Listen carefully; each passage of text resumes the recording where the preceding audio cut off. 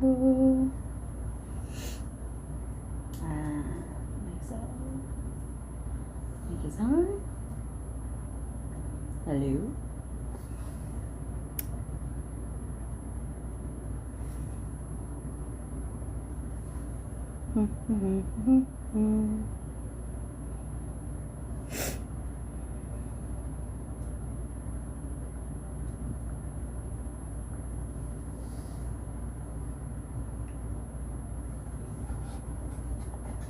Hi, for those of us joining, I am just trying to log on to Twitter Spaces as well, but I don't know if it's down or what, but we're gonna try to log on to Twitter Spaces as well. So if you're just joining us, guys, I read Project 2025 out loud. I was not here yesterday, but I will be reading today. I will get through. I apologize. 1 second. Read out loud. If you're just joining, hi, welcome. Skip that. Wonder why it's in the voice. Trying to figure out why. 1 second. Why it's not picking up. It says my mic is on. Today, I don't know why it's having issues on Twitter Spaces, but I'm not going to worry about it. I am going to just read here today. Okay. So I apologize that I was not here yesterday for, I don't know what was in the air, but I was exhausted and I literally could not read anymore. But let's first start off by hydrating. Calm down. It's a Coke Zero for my trolls. And our coldest bottle. Shameless plug. I have 3 of these things. That's water from in my car yesterday in Arizona. So, if you're just joining us, I read Project 2025 out loud. If you're joining us again, welcome back to the shit show. I am going to read this entire manual, and I have from start to finish. We are currently on page 201. We are going to be talking about the intelligence community, and it was written by author Dustin J. Carmack. So, for anybody who says Trump was not involved in Project 2025, go show them the bios, because we have now proven 18 of the 36 authors in this manifesto, in this manual, have worked directly with Trump. So, Dustin J. Carmack is not one that worked with Trump, but he is in the intelligence community for Project 2025. He's the author. But, man, I was like, sorry, I was eating part of an apple. I feel like anyway, long story short. So Dustin J. Carmack, who is the author of this 7th section of the Intelligence Committee, here's what his bio says, is a research fellow for cybersecurity, intelligence, and emergency technologies in the Border Security and Immigration Center at the Heritage Foundation. So, duh. Previously, he served the intelligence community as chief of staff to the director of national intelligence, John Radcliffe. In Congress, he served as the chief of staff to Congressman John Radcliffe, Texas 04, and Congressman Ron DeSantis. Mr. Carmack studied at Truman State University in Missouri and Tel Aviv University in Israel. So that is the author who has crafted this craziness in Project 2025. So, if you do not get a chance to listen, do not worry. I upload this to YouTube at night, so if you miss it, you can listen then. I also am making summaries. I'm on part 9. Summaries are a little bit delayed because I try to go back and just get the little bits of information and nuggets that you need. So, I know I normally start at 12 Mountain Standard Time, but because I was not able to read yesterday, I thought I'd start a little bit early. And we'll just see how it goes. I may be able to go to 1 or to 2. I just want to see how many pages this particular, because I don't think this particular section is that long. It starts on page 201 if you're following along. Yes, for those asking, I did purchase the manual because I printed it out. It is available online, but I need a hard copy. We are on 201 of 920 pages. So we are almost halfway through this first binder because it was so damn big that it didn't fit into one. I'm just trying to look and see how many actual pages section 7 is. I think it's like 30. Yeah. So it starts on 201 and then it goes to 235.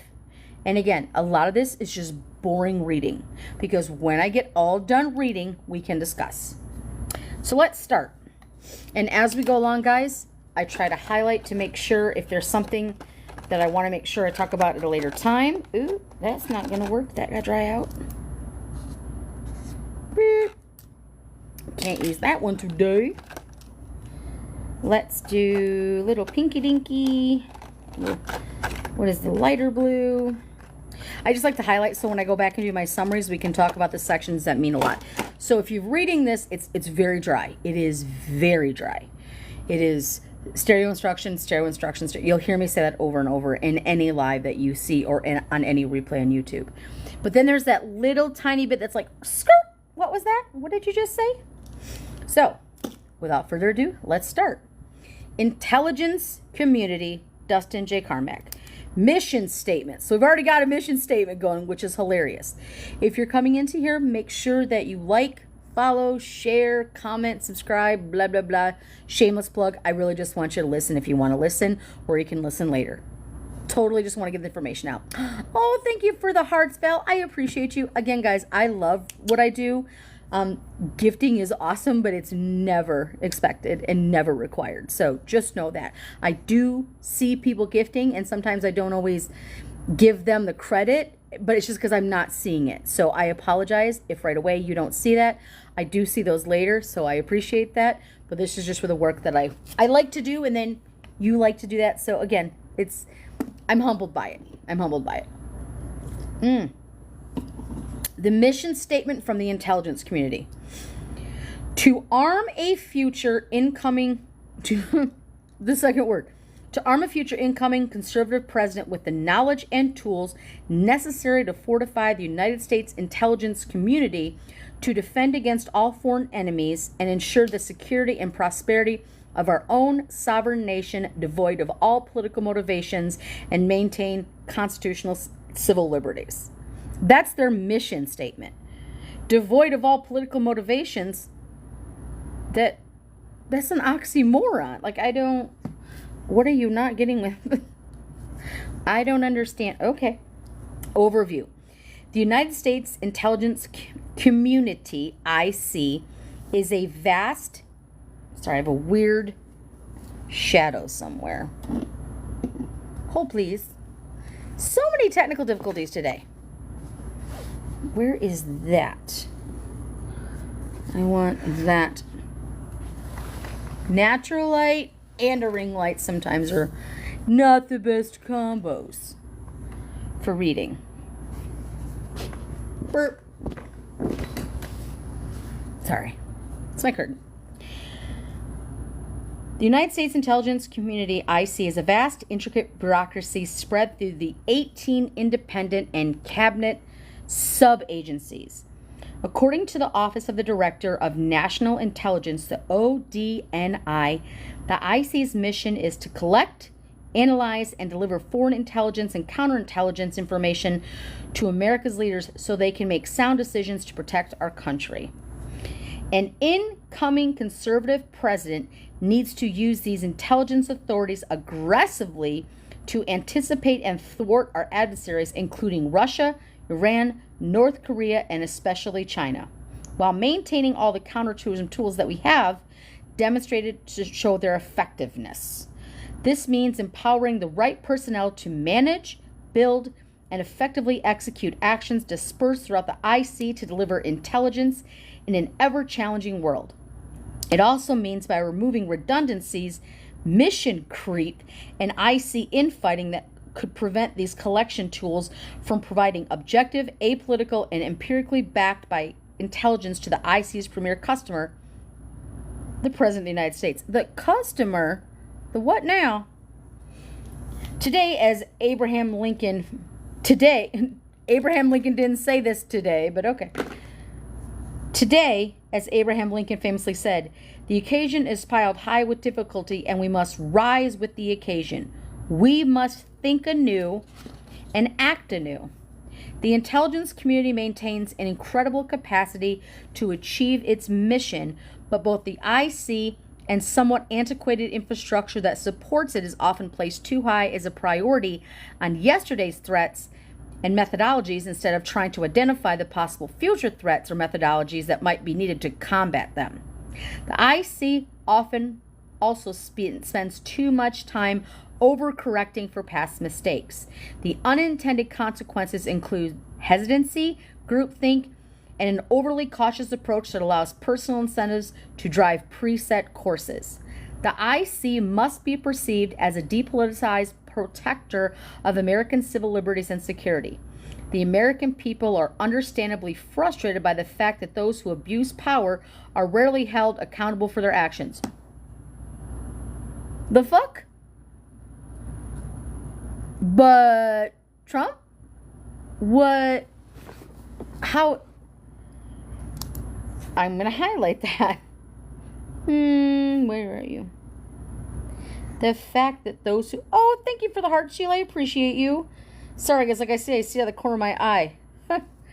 This must change, beginning with leadership that is both committed to ensuring that these agencies faithfully execute the laws of the land under the Constitution and resolve to punish and remove any officials who have abused their public trust. Yeah. Keep going with that one because that's important. That is... There we go. The IC must start to look forward, not backward. A concerted, disciplined, leadership-led initiative must be undertaken to refocus the shift IC prioritization, funding, and authority to new emerging threats, technologies, and methodologies if the United States is to prevail against its global adversaries. Unfortunately, America's major strategic threat is a nation-state peer and possibly ahead of the U.S. in strategic areas. An incoming president must understand that today's intelligence competition could well require analyzing technology the U.S. does not have or compartmentalizing certain information that was done during the Cold War because of intelligence penetration. A future president's ability to drive the resources needed to defeat another nation-state giant should therefore be the focus of a near term of IC reforms. Okay, so we're going to talk about now the Office of the Director of National Intelligence, the ODNI. The ODNI was established in the aftermath of the attacks on 9/11 and intelligence failures leading up to 2003. The U.S. war in Iraq. The office and its functions stem from authorities established under executive orders promulgated from President George W. Bush in 2004.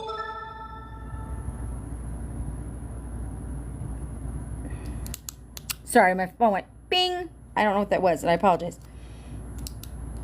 Uh-oh, what's happening? Oh, so I'll put a little stop right there. Don't worry, guys. Trolls always come into my lives. They always say shit about my hair, weight, teeth, height, everything. They will go for anything. Trump 2024. Just so you know, y'all lost Kyle Rittenhouse today. Kyle Rittenhouse will not be voting for Trump. So just remember that. That piece of shit is not voting for Trump because Trump is too soft on the Second Amendment. Think about that for just a second. For all of you trolls coming in here and every one of you that wants to say something, that's amazing. But even Kyle is Kyle's not voting for Trump. And a broken clock is still right twice a day. And who he writes in is his new handler, which is totally fine.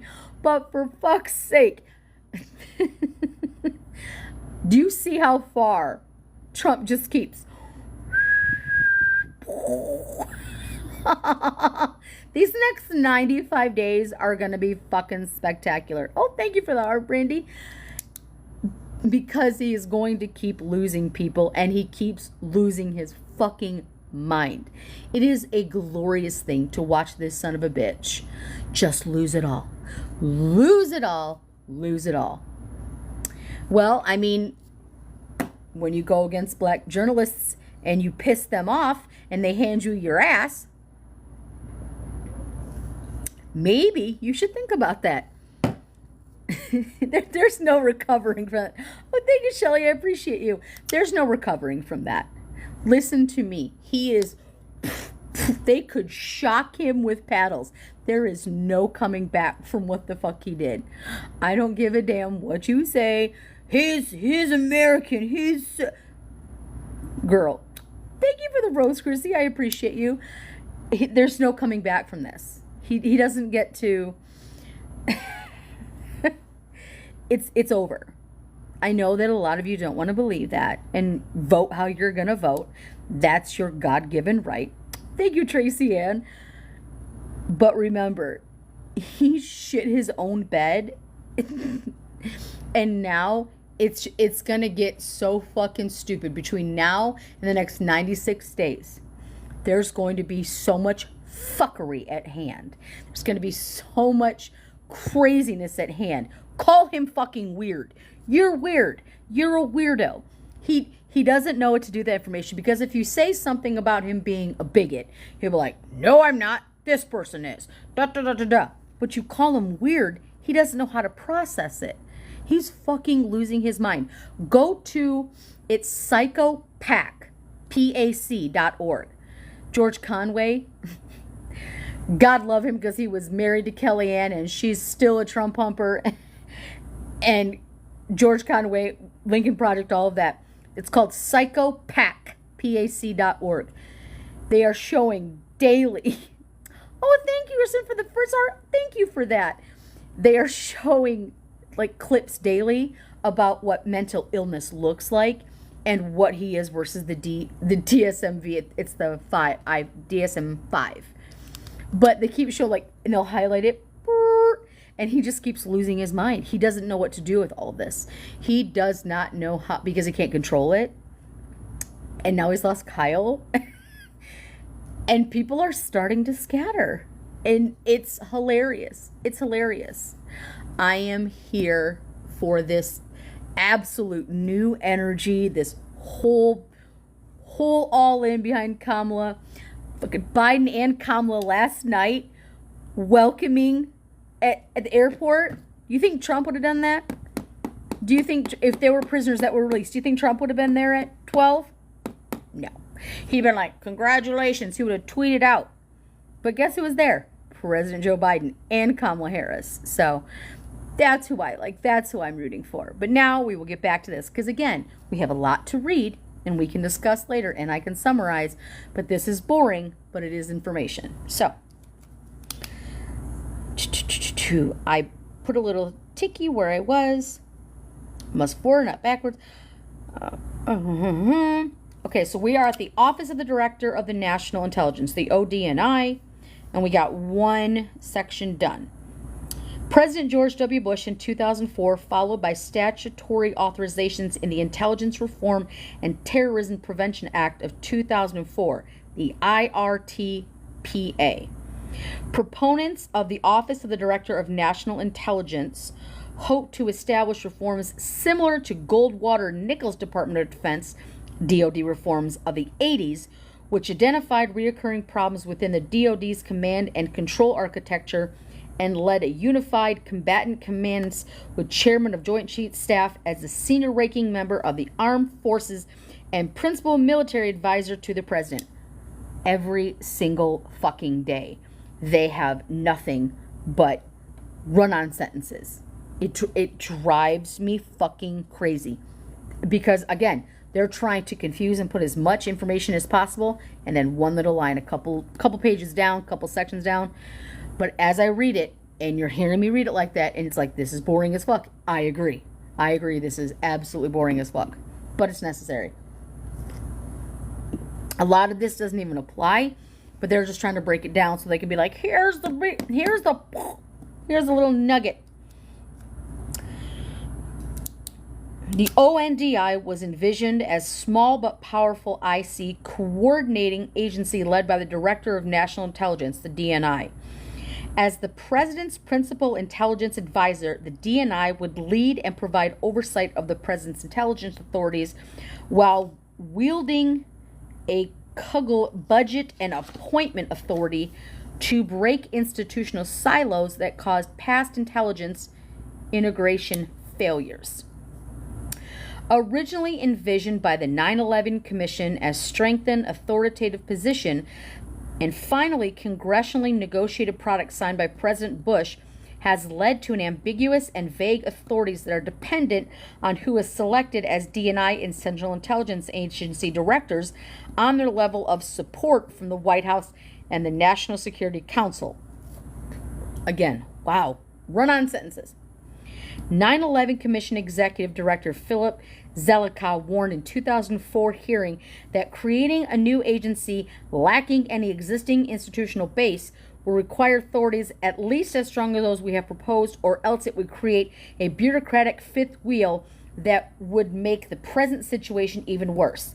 The ONDI has become the bureaucratic fifth wheel about which Zelikow warned. I'm going to highlight that. For example, under the Bush administration initial legislative proposal, the CIA director would have been under the authority, direction, and control of the DNI and no longer the head of an autonomous agency.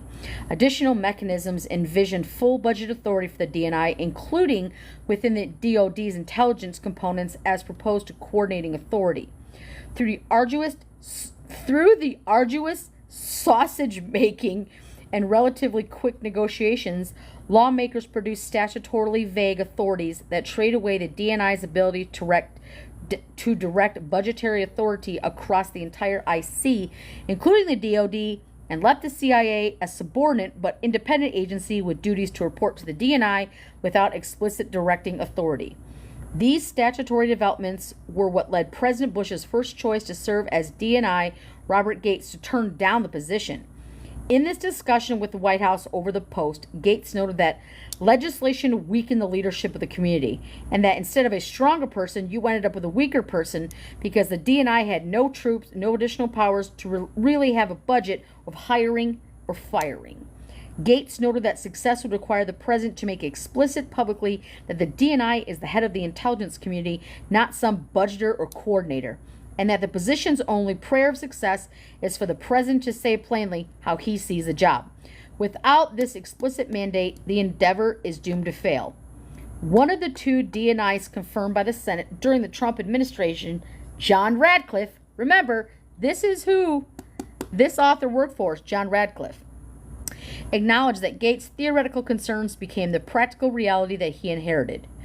Prior DNIs were the head of the IC only on paper and were routinely accustomed to yielding IC actions and decisions to the preference of the CIA and other agencies. My ability to begin reversing capitulation that was accomplished solely because of President Trump made it repeatedly clear to the entire nation's security apparatus that he expected intelligence matters to go through the DNI. That's what he's talking about right there. That's who he worked for. We are on top of 204. If you are following along, if you are just joining, welcome. If you are coming back, welcome back. We're reading Project 2025, beginning to end, 8 to 12 pages at a time, or however long I can read for it, and then we'll discuss it later. I'll upload it to YouTube later tonight, and there are also summaries and playlists. We're through playlist 9. I think playlist 9 encompasses through page 86. So the summaries are a little more in depth, but those are the things that are trying to get to the heart of the matter.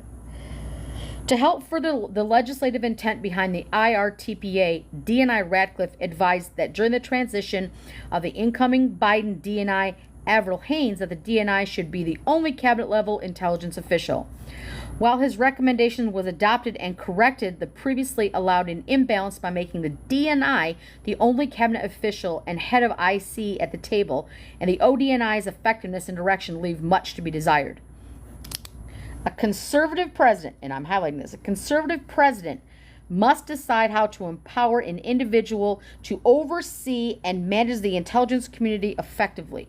To be successful, the DNI and the ODNI must be able to lead the IC and implement the president's intelligence priorities. This includes being able to exercise both budget and personnel authority and being able to rely on timely, useful feedback from subordinate components of the IC, many of which are located within other cabinet agencies. The ODNI needs to direct, not replicate in-house, the other IC agencies' analytic, operational, and management functions. Considerations like mismanagement of human resources, joint duty assignments, and accelerated growth in senior personnel can cause a president to dictate his incoming DNI a desire to slash redundant positions and expenditures while simultaneously giving the DNI authority to drive necessary changes throughout the IC to deal with the nation's most compelling threats, including those emanating from China. Oh my God, these China. Always it goes back there. As John Ratcliffe has noted, these are essential to the DNI having the ability and authority to effectively direct and coordinate and tackle the immense national security challenges ahead for the intelligence community as intended under the IRTPA. Otherwise, other cabinet and subordinate agencies and IC will continue to regard the ODNI as an annoyance and not as a positive contributor to the National Intelligence Program, NIP, and their budget. They will continue to work around or circumvent the ODNI leadership decisions with appropriations of the Office Management and Budget, the OMB, or to seek to wait out administration or DNI to prevent a policy intelligence priority from reaching its fruition. Intelligence and interagency coordination has improved significantly since 9/11. Nevertheless, interagency rivalries and festering issues continue to cause duplication of effort on intelligence analysis and technology purchases, as well as overclassification and ever-increasingly compartmentalization. Additional issues include abuses of the mandated on... I apologize. I thought I had my phone on silent. I did not. Beep. Okay. Sorry. Additional issues include abuses of mandated onboarding approval and reciprocity timelines by some agencies, recruitment and retention failures, and a lack of will to remove underperforming or timely adjudicate the misconduct of senior managers and other employees. See, they talked about that the other day too. Talked about like how federal employees get more sick time, more vacation days, harder to fire, or can early retire shit, and they get mad. So they're like, oh, well, you need to retire, you need to go because we're duplicating too many things and I don't have enough yes men. So schedule F, bitch. Schedule fucking F. Finally, future IC leadership must address the widely promoted... Ready? Finally, the future IC leadership must address the widely promoted woke culture that has spread throughout the federal government with identity politics, social justice, advocacy, replacing such American traditional values as patriotism, colorblindness, and even workplace competence. Again, we go through this, and this is 204. So it's like, okay, that's pretty dry. We see what they want, blah, blah, blah. Da-da-da, right there.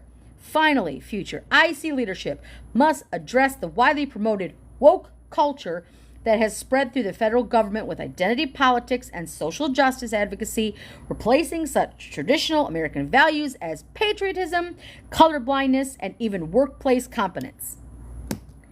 Oh, TGIF, thank you, Anita. Look, the right, MAGA, Heritage Foundation, all that, You're not the only fucking patriots. You act like the left isn't patriotic. We're trying to save our fucking country. We're trying to make sure we have bodily autonomy. We're trying to make sure that everybody who had civil rights has civil rights before they're taken away. We're trying to make sure that if you want to get divorced, you can. We're trying to make sure if you're LGBTQIA+, that you're not treated poorly. We're trying to save gay marriage. So for this fucking shit to be like patriotic, you act like right is the only patriotic motherfuckers that there are, and it's not. It's not. It never has been. You can say that being woke isn't being a patriot, but it's actually the fucking opposite. And they talk about color blindness. No, motherfucker, we see color. We do see color. We acknowledge that there was systemic racism, and we try to show people what you're saying is that's a little bit racist. And they're like, no, look, we see color blindness. We see color blindness. We do. We do. That is such a bullshit thing. That whole patriotism, color blindness is like, oh yeah, well I have that. I'm a MAGA, but I have that one black friend. Shut up. Shut the fuck up. Shut all the way the fuck up, and then shut up again. And even workplace competence. No, they're trying to say that it's everybody's a DEI hire. No, we hire the most competent. It's what we do. We are all patriotic. The right does not own that shit. MAGA doesn't own that shit. Color blindness, my fucking ass. It's So let's see how much they're going to divulge into this, okay? We're going to do executive. The next page is Executive Order 12333. So Executive Order 12333. Let's see what it says. In Executive Order 1233, a foundational document for the United States foreign intelligence efforts, including efforts to protect the nation from terrorism, signed in by President Ronald Reagan on December 4th of 81, recently revised by George W. Bush in 08. This gives broad authority to military and intelligence agencies to engage in surveillance abroad and establishes framework for the government's collection, analysis, and use of foreign intelligence and counterintelligence. So that's what Executive Order 1233. If you're following along, it's the top of page 205. So the IRTPA was passed in the aftermath of 9/11 against the homeland. And remember, they're trying to eliminate Homeland Security. And right here, they're like, in the aftermath of 9/11 text against the homeland, you bitch about the border on a fucking daily basis. And then you're like, but let's get rid of Homeland Security. Sign the border bill. Republicans are like, no. Remind them of that every time. Every single time they bitch about the border, say, we had a very comprehensive, very good package, even backed by Border Patrol.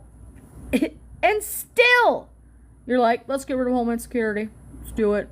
We're not going to sign the border bill. No, they are trying to save it for Donnie. Donnie's not going back to the White House. I don't know who needs to tell you this ever again, but he's not. He never will. And you can come back and tell me that on January 20th. He's not going back into the White House. Watch. Mark it. Bookmark it. Come back and comment when she's in office and he's fucking gone. Because that would mean they would try to make him run in 2028. And how old would he be then? Still the oldest fucker ever running. So what? He'd be like 82, 83 in 2028? Like, bitch. He's done. Oh, thank you, Donald. I appreciate that. There's nothing. Doc, thank you for the heart. He's done. He's done. And he's going to...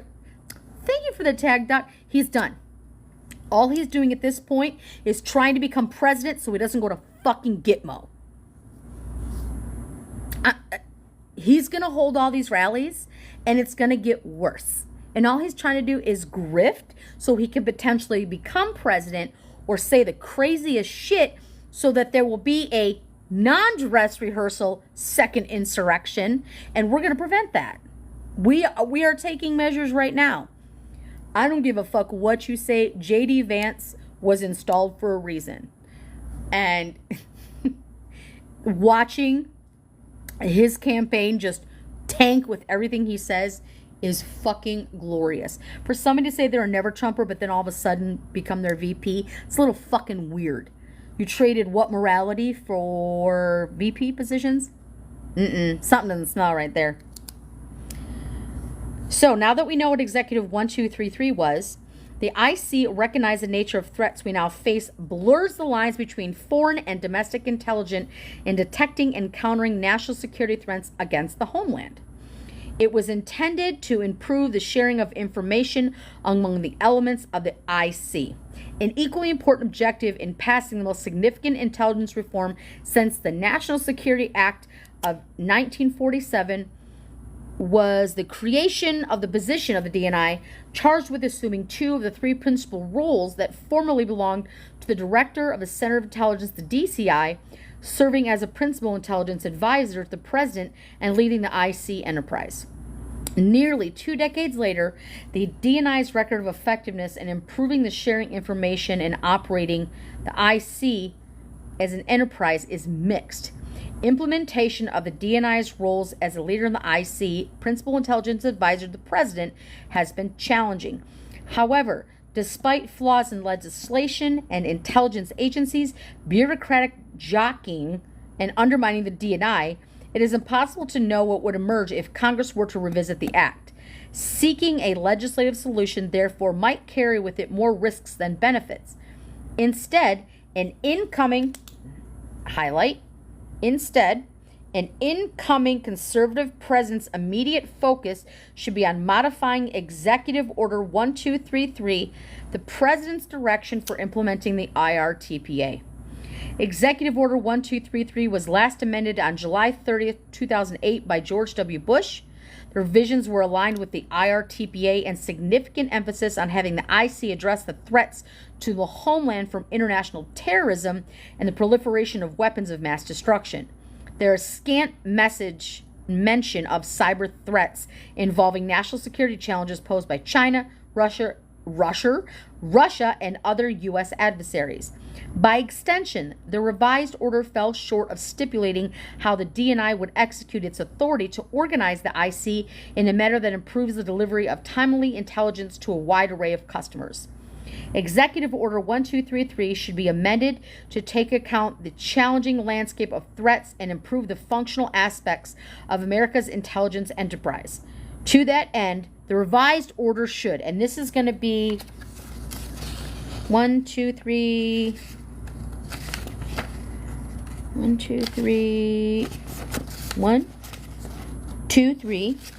4, 5, 6. It's 6 bulletins. This is how they plan to address Executive Order 1233 that they want to revise, and here's how they recommend those revisions go. Address the threats to the United States and its allies in cyberspace. These threats range from cyber warfare to information operations.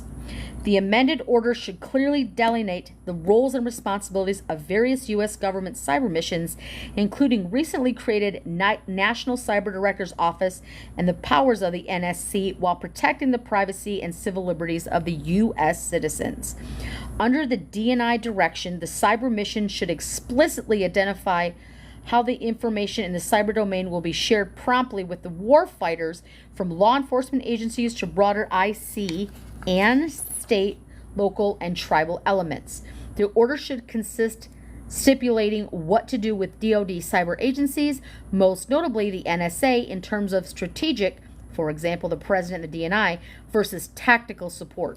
Most notably, I'm going to highlight that, most notably in terms of strategic versus tactical support, for example, support for warfighters, in conjunction with ongoing and congressionally mandated reviews of future dual-headed relationships. Second bullet, enhance the DNI's role in overseeing the execution of national intelligence programs budget under the President's authority. This should be done in a manner that is consistent with Congress's intent as embodied by the IRTPA. Under the executive order as written today, the DNI shall oversee the direct implementation of national intelligence programs. In practice, the DNI's authority is to oversee the execution of the IC's budget remains constrained by an inability to address changing intelligence priorities and mandate the implementation of appropriated NIP funding to higher intelligence priorities. The DNI should have the President's direction to address emerging but catastrophic threats such as those posed by bioweapons, clarifying how much budget authority the DNI has in conjunction with limits of congressional appropriations with the OMB and the IC member cabinet officials to move around money and personnel is crucial, but positions will always be fungible. It will probably be necessary to hold IC leadership accountable as intransigent agencies and to restructure areas through the executive orders in close conjunction with OMB as needed. Bullet 3, clarify the DNI's role as leader of the IC as an enterprise in building the IC's capabilities around open source collection and analytic missions. The exponential growth in open source information, often called OSINT, is not disputed. The IC use of publicly available information, notwithstanding the authorities of the IRTPA for the DNI to manage the OSNID, remains disaggregated. I think you put an extra G in there. I was like, disaggregated? No, disaggregated. The explosion of private sector intelligent products and expertise should signal, my nose is so itchy, I'm so sorry, should signal the IC leadership that duplicative efforts are unnecessary and that limited resources should be focused on problematic collection tasks. The IC should avoid duplication of what is already being done well in the private sector. I like that. We're going to highlight. So, the IC should avoid duplication of what is already being done well within the private sector and instead focus on complex questions that cannot be answered by conventional and frequently increasing number of commercial tool capabilities. Every time they talk about privatizing, they talk about smaller government. Every time they talk about smaller government, they're talking about federal down to state and so on, because it is about control. If necessary, for the lack of results from the National Open Resource Committee, the DNI should appoint the Principal Deputy Director of National Intelligence, the PDDNI, as chairman to prioritize and promote accountability for the IC's 18 agencies toward this effort. That's a lot of word salad. Prioritize security clearance reform. This one might be interesting. Security clearance reform has made significant progress under Trusted Workforce 2.0 and government-wide background investigation reform that was implemented began in 2018 with the goal of creating one system with reciprocity across organizations.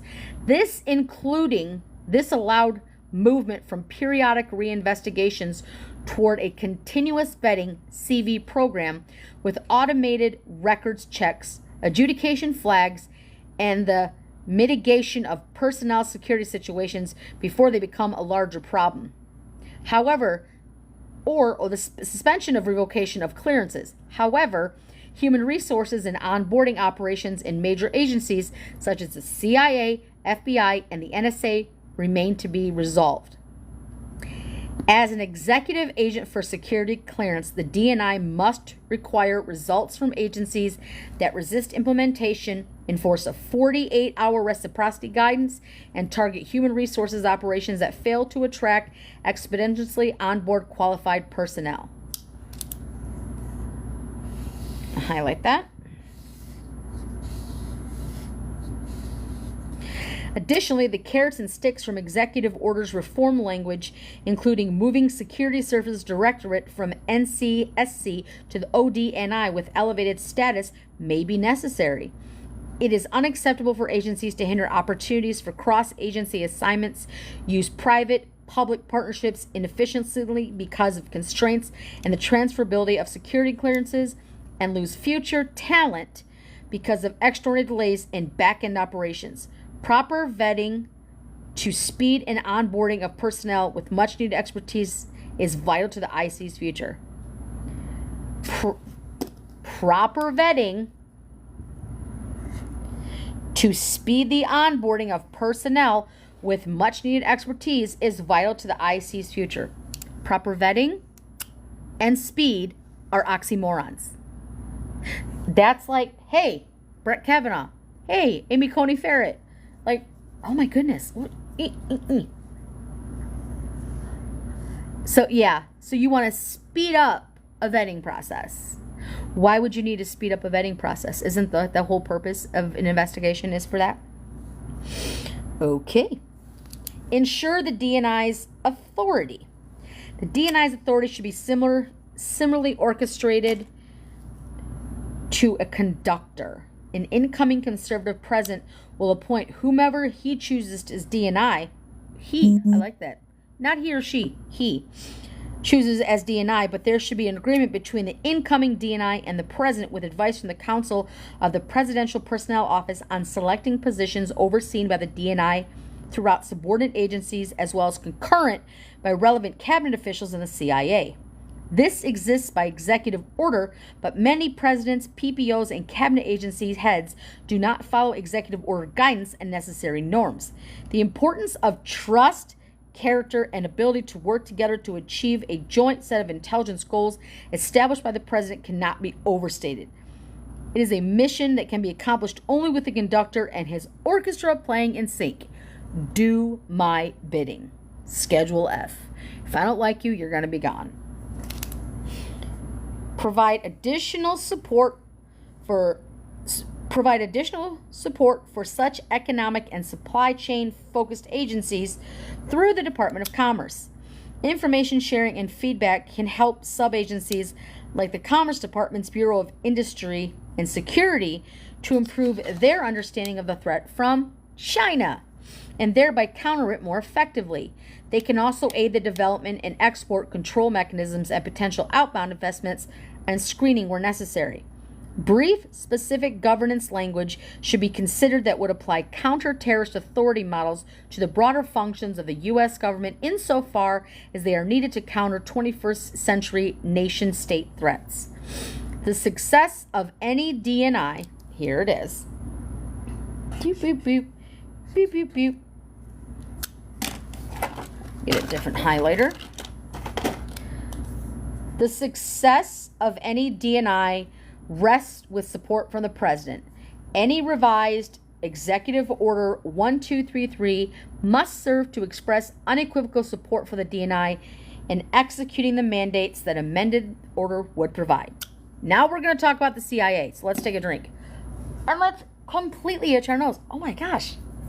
I mean, allergies are bad, but fuck. Okay. CIA, Central Intelligence Agency. Because they're going to talk about what it is and what the reforms are and what they want. The CIA is a the CIA is a foreign intelligence collection service tasked with collecting human intelligence, HUMINT, providing all source intelligence analysis and reporting and conducting covert action when required to do so by the president. The CIA has roots in the Office of Strategic Service, the OSS, of which the United States established during World War II as a paramilitary and intelligence collection organization. After World War II, President Harry S. Truman disbanded the OSS, and the CIA was established by law in the National Security Act of 1947. So Truman, CIA, 1947. As with every agency in the government, the president's election sets a new agenda for the country. Public servants must be mindful that they are required to help the president implement that agenda while remaining apolitical, upholding the Constitution and laws of the United States, and earning public trust. The president requires that the CIA provide unbiased, apolitical foreign intelligence information and, when necessary, can act capably and effectively on any covert action findings. Executing the mission. The CIA's success depends on firm direction from the president and a solid internal CIA director. The CIA director appointed leadership, decisive senior leaders must commit to carrying out the president's agenda and be willing to take calculated risks. Therefore, and here's the bulletins. There's 1, 2, 3, 4. Okay. So, the next president-elect and incoming presidential personnel office should identify a director nominee who can foster a mission-driven culture by making necessary personnel and structure changes. The president-elect should choose a deputy director who, without needing Senate confirmation, can immediately begin to implement the president's agenda. We're going to highlight that. This includes halting all current hiring to prevent the burrowing in of outgoing political personnel. Additional appointees should be placed within the agency as needed to assist the director supervising its function. The director and deputy director should request briefings on all CIA activities and presence overseas, as well as many CIA-controlled access programs and existing covert action findings without exception. The director and deputy director should meet with all directorates and mission centers, prioritizing those that are aligned most closely with the President's priorities and calibrating collection and operation based on the President's intelligence requirements. This includes areas where the CIA might be conducting its own diplomacy parallel to the official State Department policy. It must be clear that the CIA's liaison relationship overseas must follow and not contradict those set at a policy level by the President through the State Department. Yeah. I'll highlight that little area. The other principal offices responsible for executing the CIA's mission include Directorate of Operations, Directorate of Analysis, Directorate of Science and Technology, Directorate of Support, Directorate of Digital Innovation.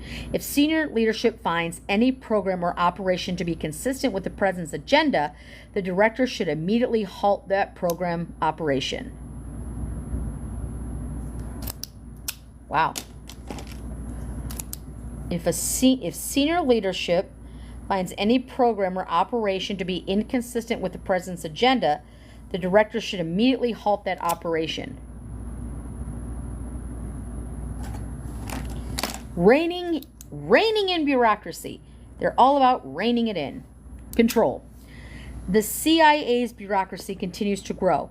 Because mid-level managers lack accountability, there are areas which personnel is not responsive to any authority, including the President.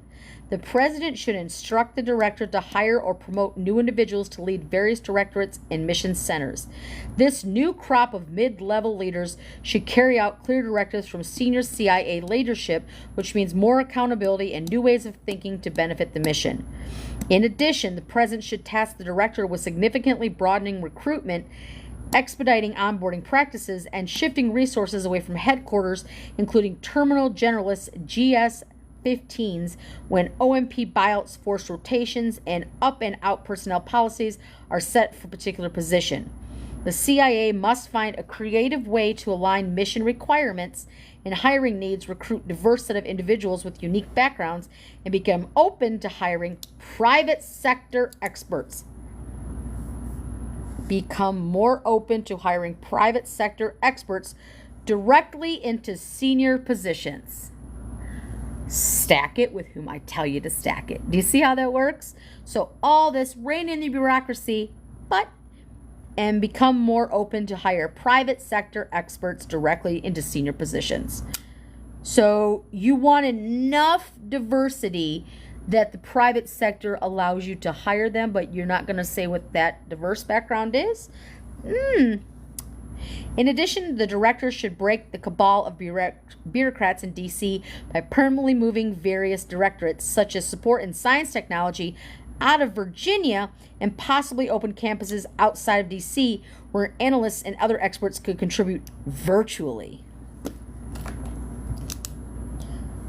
Support in science and technology out of Virginia. Yeah. Redirecting resources. Certain CIA employees and offices have focused on promoting divisive ideological and cultural agendas and fostering a damaged culture of risk aversion and complacency. As soon as possible, the director should divert resources from any activities that promote unnecessary and distracting social engineering.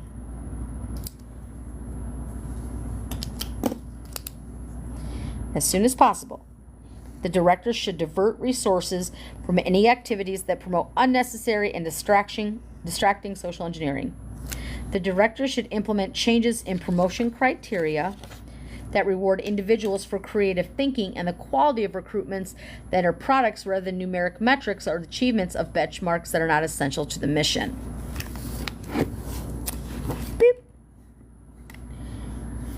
Not all careers in espionage are created equal, and the director should incentivize and reward applicants who are willing to accept high risk over those who are climbing the ranks by simply doing business as usual. The director should refocus the CIA to an OSS-like culture and mandate that all CIA employees acquire, as a condition of securing senior GS-14 plus rank, additional or enhanced language skills or technical or cyber expertise or field training or service in overseas assignments. Covert action. Covert action can be a valuable tool in helping further the president's foreign policy agenda if implemented in concert with other forms of governmental power.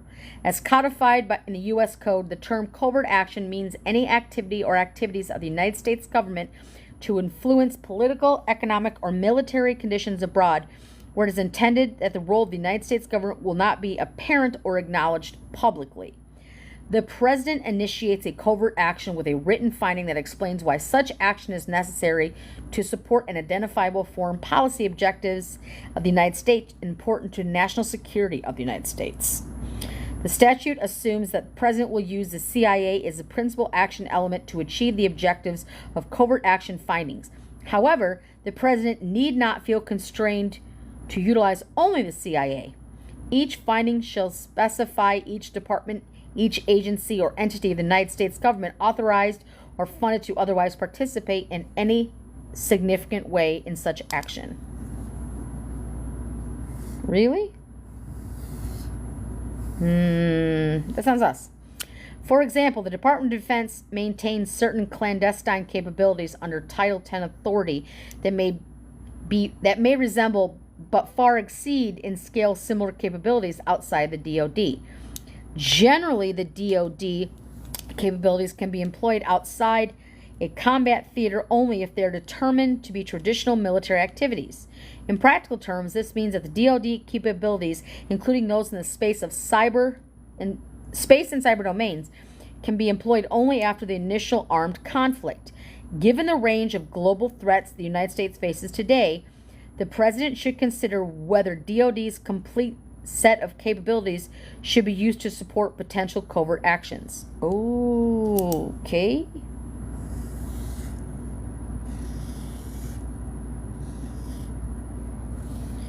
The problem, unfortunately, is that certain elements in the State Department, IC, and the DoD trade on risk aversion or political bureaucracy to delay execution of the president's foreign policy goals. A future conservative president should therefore identify individuals on the transition team who are familiar with implementation of covert actions with a view of placing them in key NSC, CIA, ODNI, and DoD positions. A future conservative therefore should identify individuals. Let's highlight that. These knowledgeable teams can assist in any review of current covert actions and potentially planning for new actions. Immediately after the inauguration, the president should task the NSC Senior Director of Intelligence.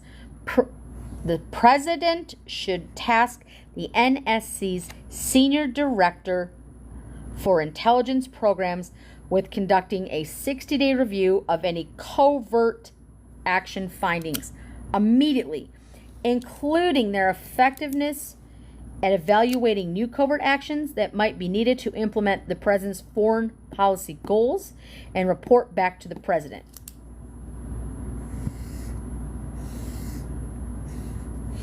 Such an assessment should be conducted independently of the agencies responsible for their actions under review. As part of the Senior Director for Intelligence Programs should identify which departments or agencies such as the CIA or DoD are best equipped to achieve the objectives set out with new and existing findings. After the 60-day review, the president should demand creative thinking and clear strategy on how covert action fits within the president's broader foreign policy strategy to include possibly modifying or rescinding any current findings, drafting new findings, and streamlining or eliminating needless bureaucracy, particularly at the state, to facilitate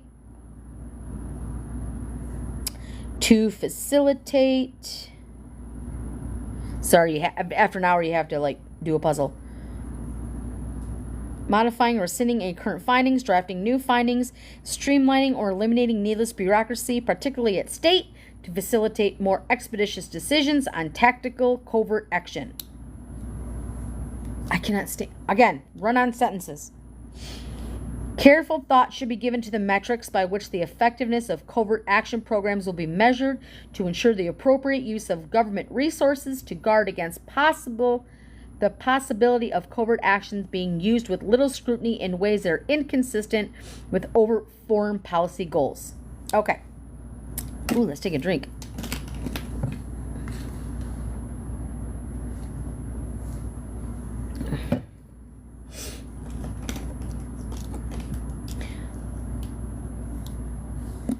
Let's take a break real quick right there. Let's just see what everybody's shit talking.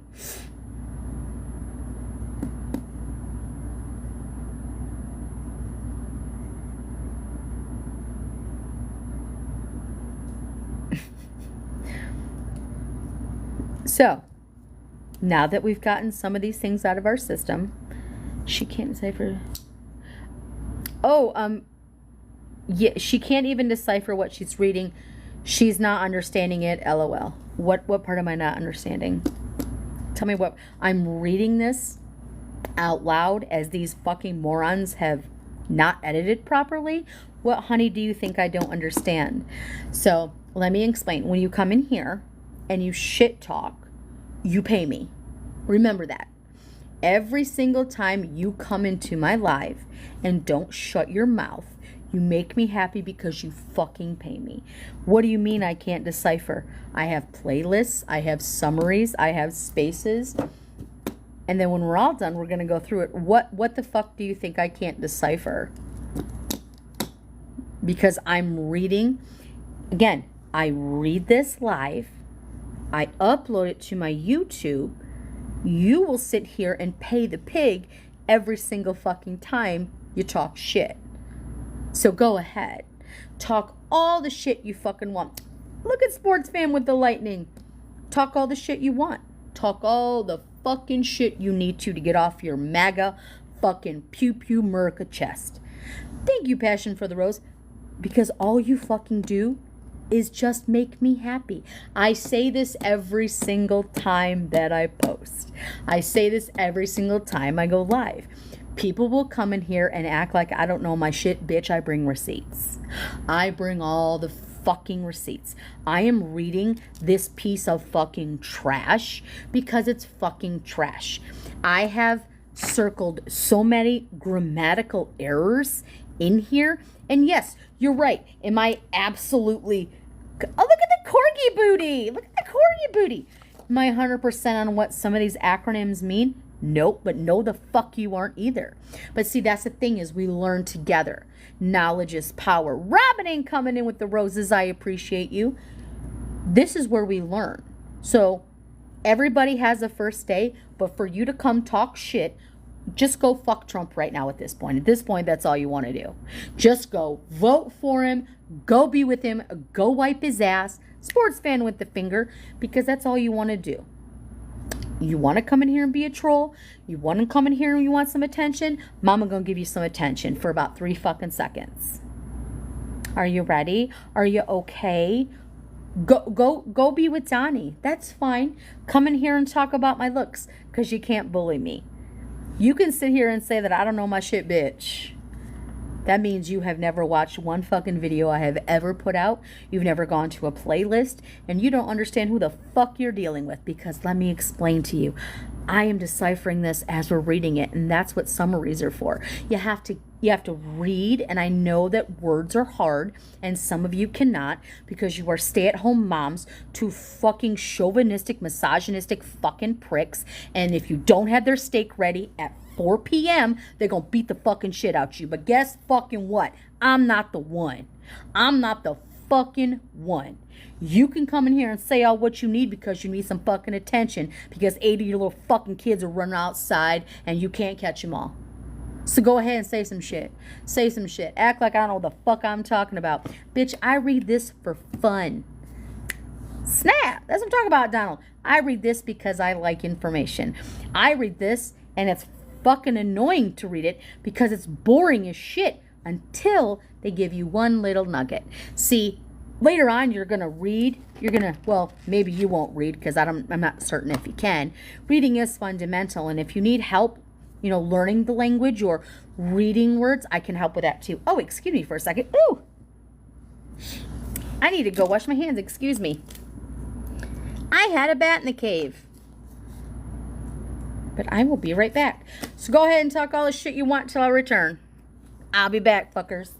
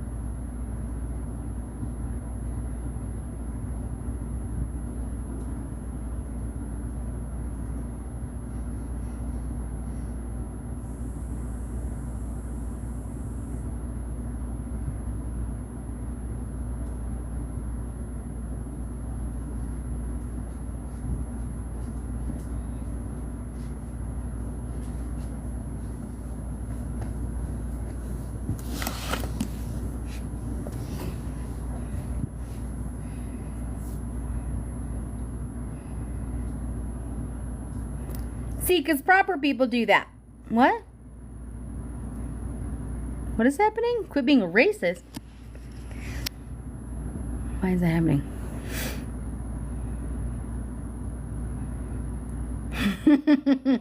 Oh, see, here we go again. Ready? Go ahead and talk about my weight. Go ahead. It brings me joy. Go ahead. It brings me happiness. Go ahead. Go ahead and say what you need to, because every single time you bots, you MAGA chuckle fucks, talk shit, you pay me. You physically fucking pay me, whether you like it or not. So you have one of two options. You can come in here and you can say nothing, and then you'll get pissed because you didn't get to get your word in behind your keyboard warriorism. Or two, go ahead and talk, and then you pay me. So remember that. I get paid when you say shit about me. Think about that. You want to talk about the ultimate mind fuck? You pay me when you talk shit. Because nothing you can say bothers me. Trust and believe. Trust and believe. Come in here, say whatever you need to, get it off your little fucking MAGA chest, and then we'll go back to this. But remember, if you comment, you pay me. So go ahead and say what you want to. Because 90% of the time, I don't even look down to that. I don't, because I'm fucking reading. Oh, and before, it's Coke Zero. Are you okay with that? Are you okay with that? Can I go back to reading now? Otherwise, shut up and pay me. You ready? Okay, there. Here we go. Now that we've gotten that off our chesty chest, the ODNI and the CIA organizational recommendations. Page 211 if you're following along. Project 2025. Don't worry, guys. Super bunch of trolls and Trump humpers and MAGA fuckers in my comments. It's okay. I like it. They pay me. It's okay. Whatever they need to do, they pay me. And they're getting the information. So some of you are listening because you want to know what's going on, and some of you want to troll. So I get paid by giving you knowledge. I get paid by you shit talking. So whatever you need to do, go ahead. See, because you can't put a price on knowledge, but you can put a price on shit talking. Go ahead. The ODNI and CIA operate under authority provided by the Central Intelligence Agency of 1949, which means they have a greater latitude than the rest of the federal government with respect to hiring and firing personnel. Both organizations and areas of the IC have struggled from a human resources and talent management standpoint to recruit, onboard, and maintain personnel in a timely fashion to fill the IC's ever-changing needs. At a time when the intelligence community needs significantly more personnel with the proper technical, language-capable, and diverse backgrounds, including applicants from elements of business community, the incoming directors of both agencies need to make this effort a top priority. The past DNI's chief of staff and additional front staff historically have come from outside the IC, commonly under a misconstrued staff reserve structure that is intended to avoid Schedule C designation within the IC. The directors should handpick qualified, properly cleared personnel for front office managerial leadership positions such as the DNI's chief of staff, the head of legislative affairs, and strategic communications to oversee those divisions with career IC staff reporting to them. The incoming DNI, the incoming DNI and CIA directors should also consider changes to the Senior National Intelligence Service, the SNIS/Senior Intelligence Service, SIS. Senior officers should be required to sign mobility agreements that allow ODNI and CIA leadership to move within the IC every 2 years if necessary. Every 2 years? I'm going to highlight that little tiddly bit.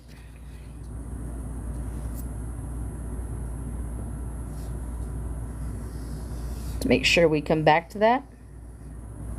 Yep. Distinguished senior officers serve through the IC, but some long-serving generalist officers no longer perform at high capacity, are management-driven, do not serve the IC's changing needs, and limit junior officers' prospects for growth and advancement. An incoming administration should consider studying and implementing additional requirements, such as a condition for promoting GS-15, SNIS, SIS, and explore concepts such as up and out beginning with the GS-14, 15 levels, and above in some fields. No, I prefer a vetting process, but let me go ahead and highlight that. An incoming administration. IC should evaluate areas of bloat and underperforming cadre of work within the OMP and authority on voluntary separation buyouts, allowing the ODNI and the CIA with the OMP leadership to shrink the size and reduce duplication effort while promoting healthy turnover within their senior ranks would encourage new ideas and perspectives from mid-career officials, potentially from employers hired outside their agencies. Again, smaller government, private sector, more control.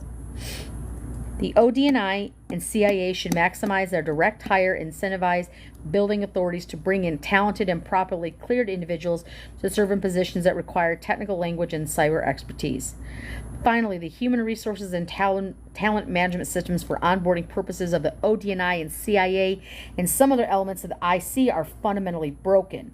For example, the current CIA director, William Burns, it recently took more than 600 days on average for a CIA applicant to receive his or her necessary security clearance. Although security clearance procedures have been somewhat improved in recent years, Burns has committed CIA to reducing that to no more than 180 days. Degradation in other area processes have limited the IC's capacity to attract qualified and needed expertise. Preventing abuse of the intelligence for partisan purposes. And that's the next bullet. The intelligence function must be protected from the bottom-up and top-down politicalization. If it is to play a proper role in our national security and decision-making process, unfortunately, both types of politicization have occurred recently to the detriment of the intelligence community reputation and credibility. More important, the politicalization of intelligence risks contributing to the policy failures, as we saw in the Iraq War, or even undermining our democratic system here at home. In particular, the IC must restore confidence as its political neutrality to rectify the damage done by the actions of the former IC leaders and personnel regarding the claims of Trump/Russia collusion following the 26th election and the suppression of Hunter Biden's laptop investigation and media revelations of existence during the 2020 election. But the problem is not confined to the executive branch struggle between the IC and the policymakers. It also relates to relationships with Congress, as evidenced by the DNI James Clapper's failure to answer honesty in response to congressional questions about government surveillance programs. The ODNI and CIA are undergoing a crisis of confidence based on several factors. First, okay, here we're going to go. Here's the failures. First, President Barack Obama's CIA Director John Brennan gravely damaged the CIA by minimizing the Directorate of Operations and exploiting intelligence analysis as political weapon after he left office. Brennan's role in a letter signed by 51 former intelligence officials before the 2020 election is unclear, but in dismissing the Hunter Biden laptop as Russian disinformation, the CIA was discredited, and the shocking extent of politicalization among some former IC officials was revealed. I'm going to highlight that. Restoring the respect for the IC as an independent provider of information and analysis while also ensuring that it is responsive to legitimate needs of policymakers and will require reinforcing essential norms and institutions. However, we should also recognize that achieving the perfect balance that avoids the pathologies of too much distance or too much closeness in responsiveness of policymakers is not only difficult, but probably impossible. Thus, given the very nature of business of the political process, which will depend on the promotion of certain norms and virtues on both sides of the principal-agency relationship specifically. So, the DNI and CIA directors should use their authority under the National Security Act of 1947 to expedite the clearance. Let's highlight that one. The DNI and CIA directors should use their authority under the National Security Act of 1947 to expedite the clearance of personnel to meet mission needs and remove the IC employees who have abused their positions of trust. Take out who I don't want, install who I do want, and do it expeditiously. An area of particular concern of that personnel under investigation for inapproprieties that have been allowed to retire before internal investigations have been completed. Directors of both agencies must instill further confidence in their workforce, Congress, and the American people. They can and will deal effectively with personnel that fail to live up to their oath of the Constitution, adhere to ethical and moral standards as expected by American taxpayers, and faithfully execute the law. The President should direct the DNI and the Attorney General by direction of respect Inspector Generals and IC analytical ombudsmen to conduct further audit of the IC equities of past politicization abuses of intelligence information. Yeah, I like that one. We're going to highlight that one.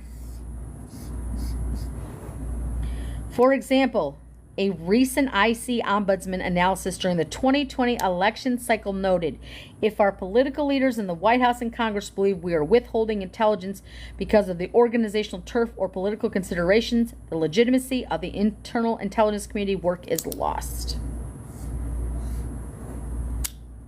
The President should immediately revoke the security clearance of any former directors, deputy directors, or any other senior intelligence officials who discuss their work with press or social media without prior clearance from the director. IC agencies, including the CIA, should minimize their public presence, vigorously investigate any and all leaks of information classified otherwise. The ODNI and CIA should fire or refer for prosecution any employee who is suspected of leaking information, and penalties including the removal of pension for those who are found guilty. Are they going to tell Donnie? I'm going to drink.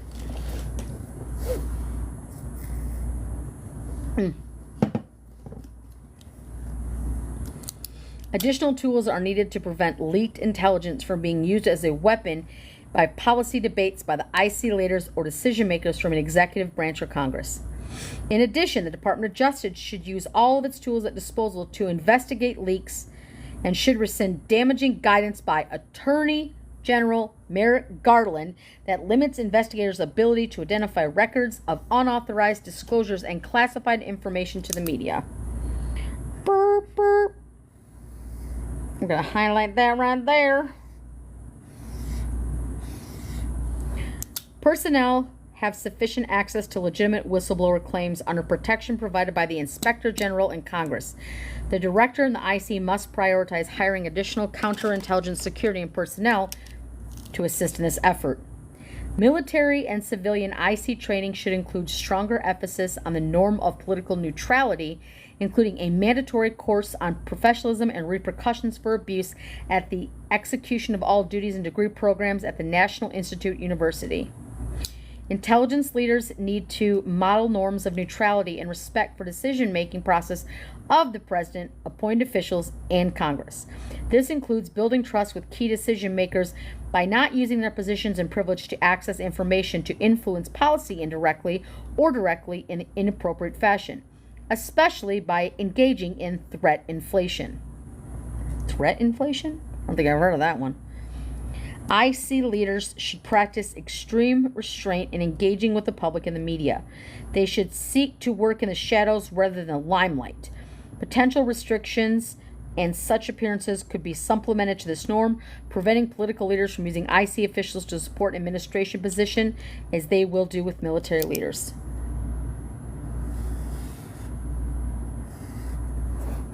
Retired IC leaders should similarly support to neutrality norm by not becoming public figures.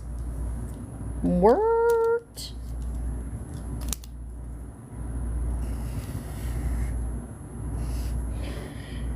Congress should not use IC leaders as pawns in policy struggle with president or other party during an appearance before committees of the House and the Senate. While Congress has proper oversight role, it should distinguish between the information that needs to be public and the information that should be discussed in private members with the IC.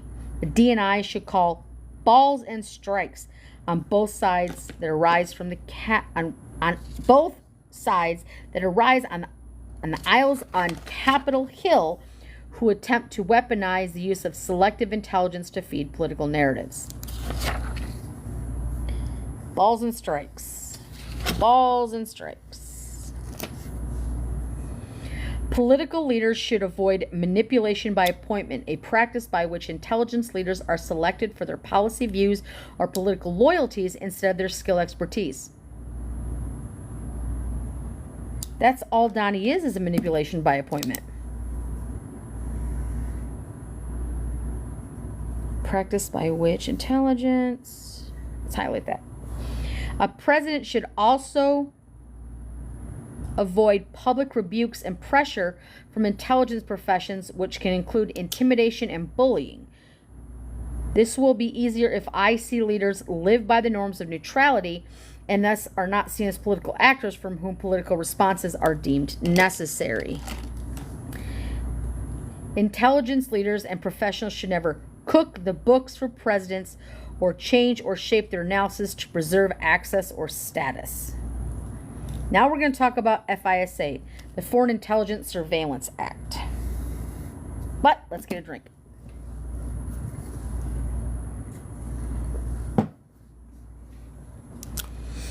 A future president should understand the importance of FISA, while also recognizing the reforms and accountability for any abuses of its authorities. While discussing FISA, and the changes they may need, it is important to note and recognize that there are stark differences among the individuals of FISA authorities. Section 702 of FISA, for example, allows the IC to target foreign terrorists, spies, cyber hackers, and other bad actors, but only if they are non-U.S. persons when their communications pass the United States. While the authority may lapse if Congress does not resolve the issue by the end of 2023, Section 702 should be understood as an essential tool in the fight against terrorism, malicious cyber actors, and Chinese espionage. These are two major national security priorities for incoming president. It is imperative that the need to use these properly maintained and accountable. The authorities to counter these challenges should be recognized. Section 702. Let me see. I feel like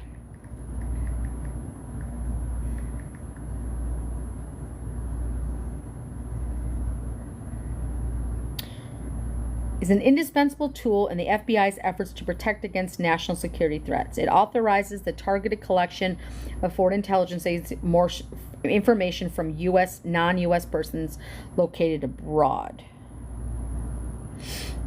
But they're saying that you don't get, but only if they are non-U.S. persons. So they want to make it U.S. persons for Section 702? Why would they want that? Section 702, bad actors, but only if they're non-U.S. persons. Section 702 is a vital program that often provides a lion's share of intelligence used in the President's daily briefings. The independent review by the Privacy and Civil Liberties Oversight Board, the PCLOB, found that it was not abused. Nevertheless, Congress should review the PCLOB's upcoming 2023 report to see if it helps to determine any reforms or codification of recent administrative changes in an FISA process when needed.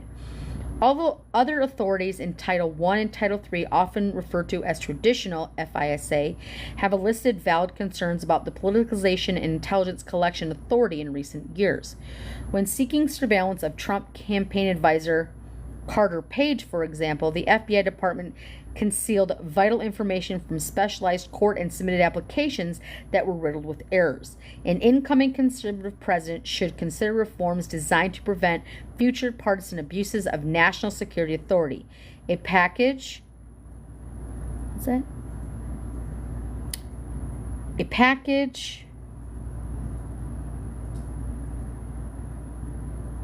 strong provisions to protect against such partisan might include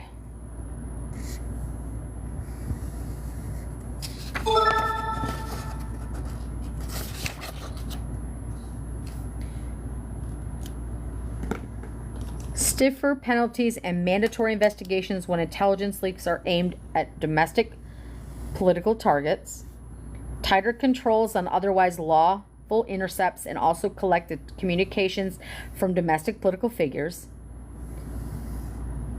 an express prohibition of politically motivated use of intelligence authorities, and reforms to improve the accountability of the Justice Department and Foreign Intelligence Surveillance Court.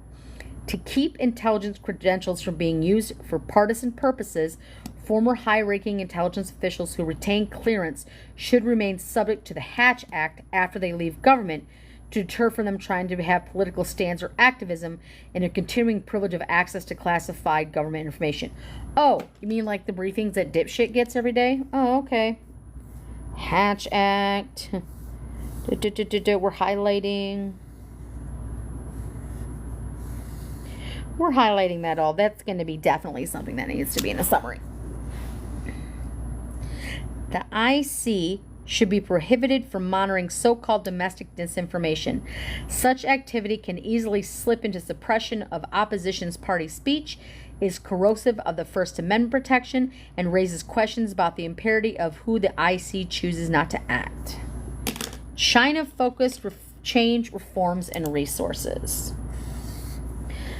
The term whole of government is all too frequently overused, but in responding to the generational threat posed by the Chinese Communist Party, That is exactly the approach that our national security apparatus should adopt.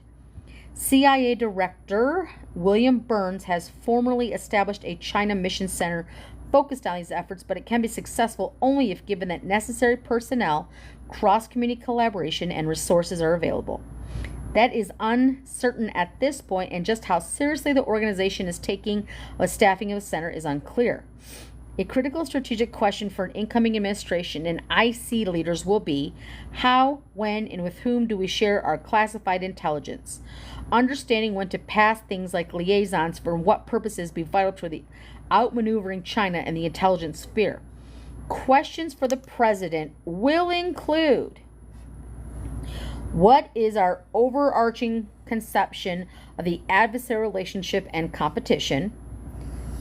How does intelligence sharing fit into conception? Are those the only two? Oh, okay. So questions the president will include: what is our overarching conception of the adversarial relationship and competition? And how does intelligence sharing fit into conception? Seemed like that ended really weirdly. Weird. He's weird. He's weird. Okay.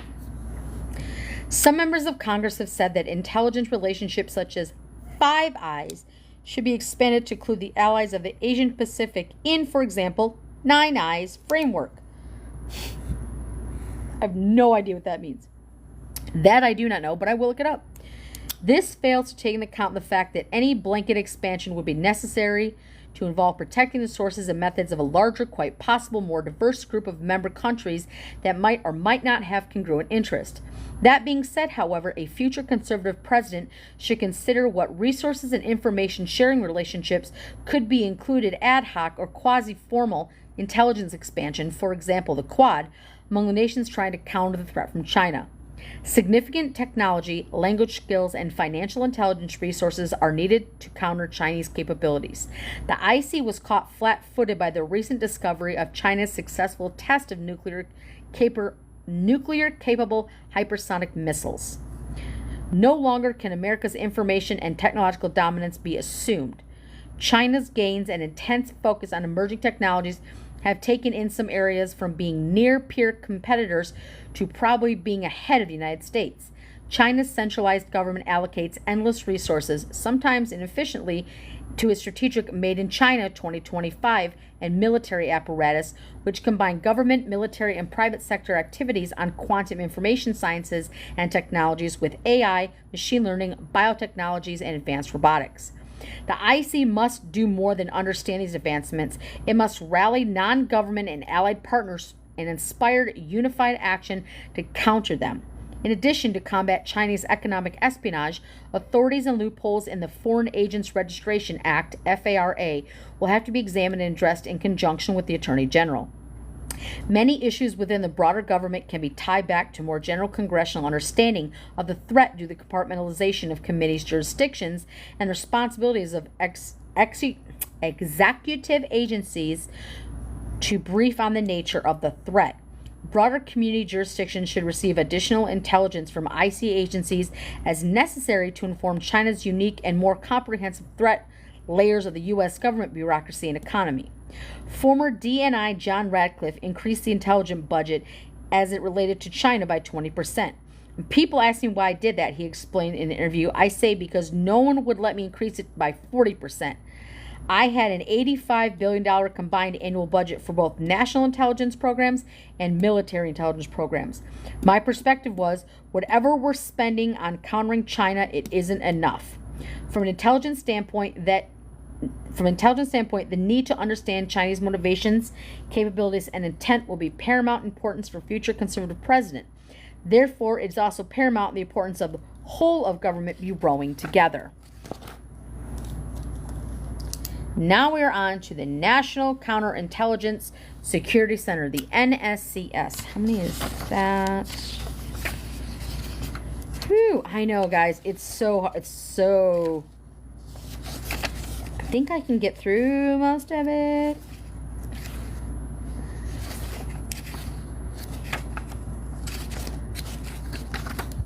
Okay. The Senate Select Committee on Intelligence, the SSCI, has taken a keen interest in possibly updating and codifying language underpinning much of the nation's counterintelligence apparatus. Spy versus spy threats continue to exist, but the rise of China and, to an extent, Russia's move beyond being the measurement government sphere of technological economic supply chain, cyber academic state, and local espionage threats at a level our country has never seen. Oh God, not the has never seen. The asymmetrical threat includes cyber, non-traditional collection, and issues involving legitimate businesses as serving collection platforms. Barring statutory changes that could occur before 2025, a conservative president should further empower the resources of the IC executive order or through suggested changes in the Counterintelligence Enhancement Act, which is the CEA of 2002. NSC was given some authority for outreach efforts on behalf of the IC for counterintelligence education, insider threats, and broader government U.S. practices, but there remain significant deltas between Title 50 and non-Title 50 entities. For protections, primary operational elements should remain at the FBI and CIA, with the bureaus and the NCSC collaborating with non-governmental outreach. While there is no need to create a separate agency, a future president and DNI should amplify the NSCS's authority and roles with respect to counterintelligence strategy, policy, outreach, and governance, including supporting necessary joint duty assignments, the JDA, for FBI and CIA personnel. At the same time, the FBI requires significant additional resources and legal authority to fulfill its statutory role as the lead operational counterintelligence agency in dealing with ever-growing threats posed by our adversaries. The CEA should be updated to include foreign espionage efforts aimed at universities. Really? We'll highlight it. Corporate America, technology companies, research institutions, and academia must be willing, educated partners in this generational fight to protect our national security interests, economic interest, national sovereignty, and intellectual property, as well as a broader rule-based order, all while avoiding the tendency to cave to the left-wing activists and investors who ignore the China threat and increasingly dominate the corporate world. Right there. Corporate America.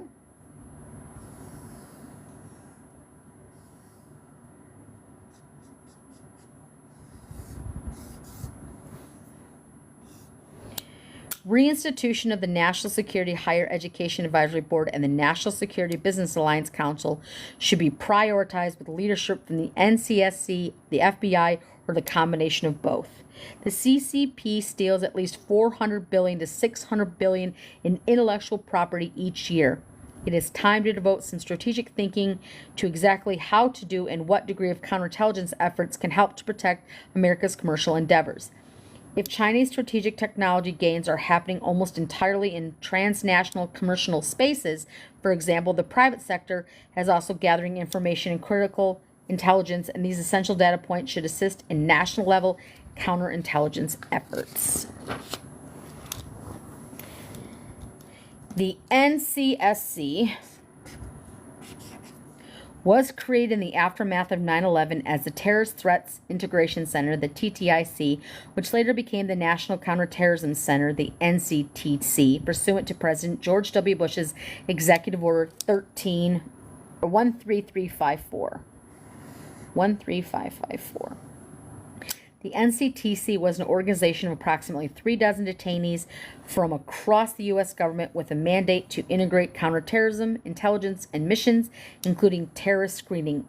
Eventually, in November of 2014, the Director of National Intelligence, the DNI, established the NCSC by combining the Office of the National Counterintelligence Executive, with the Center of Security for Evaluation, the Special Security Center, and the National Insider Threat Task Force to effectively integrate and align counterintelligence and security missions that serve under a single organization construct.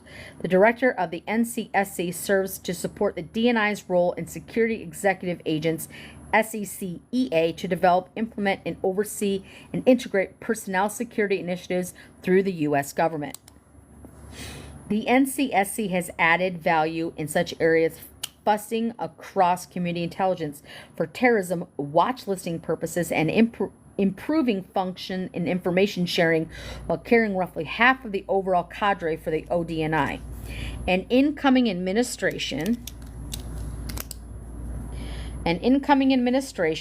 should focus NCTC on integrative tasks that may and cannot be carried out elsewhere in the IC, but should not use the personnel or resources for redundant analysis that is duplicated by the work of such IC entities such as the CIA and the FBI. Additional areas of reform. Analytical integrity. The tradecraft of intelligence analysis is mostly a collection of lessons learned over decades about what works and does not work in profession whose high-stakes work is performed by thousands, but also bears little outsider scrutiny and provides few metrics by which gauge success or failure on a regular basis. The lessons have accumulated from the perceived misuse of intelligence by consumers, as was the case with respect to the war-related assessments in the Johnson-Bush administration, failures such as to warn the collapse of the Soviet Union and a specific threat of 9/11, success in piecing together tactical and often technical puzzles such as estimates of Iranian nuclear program, a mature Iranian nuclear program, and strategic victories such as anticipating critical geopolitical development that have been years in the making. Whew, take a drink. That is a lot. Oh my goodness.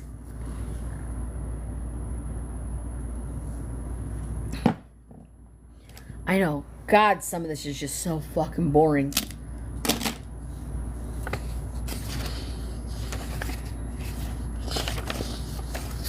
And the problem is a lot of this, guys, is just single fucking spaced.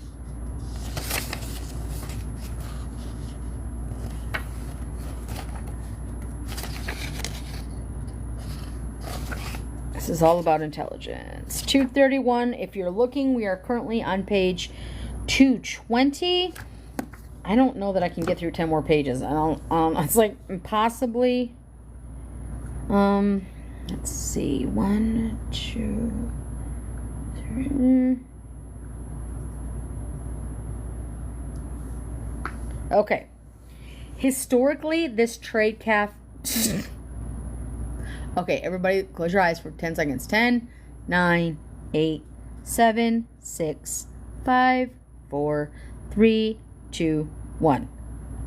I want to get through this because this is all like blah blah blah blah blah, but it gets better when it talks about like actual rights. Oh, hey Halo. Sorry, I said like I'm going like buggy, like my eyes. I cannot. When I tell you this shit is single spaced, I can't. Historically, this trade craft has been passed on in the form. Oh, thank you, Heather. I appreciate you. In the form of unwritten rules learned on the job and in agency specific training classes, but increasingly since the intelligence reforms of 2004. They have been codified IC-wide under the direction of the Deputy Director of National Intelligence for Mission Integration. A RAND study of the U.S. intelligence tradecraft noted that the vast majority of intelligence analysts resides outside the Central Intelligence Agency and do not work that it is tactical, operational, and current. The study goes on to note that the Defense Intelligence Agency, the DIA, and many analysts in the CIA and the National Security Agency, the NSA, has several times had many analysts and does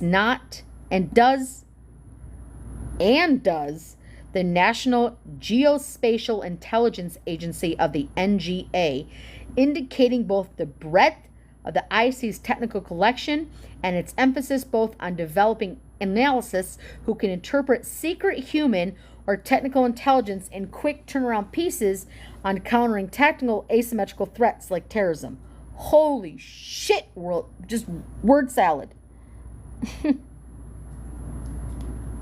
Single space, we'll get through it. I'm doing this for democracy. I'm doing this.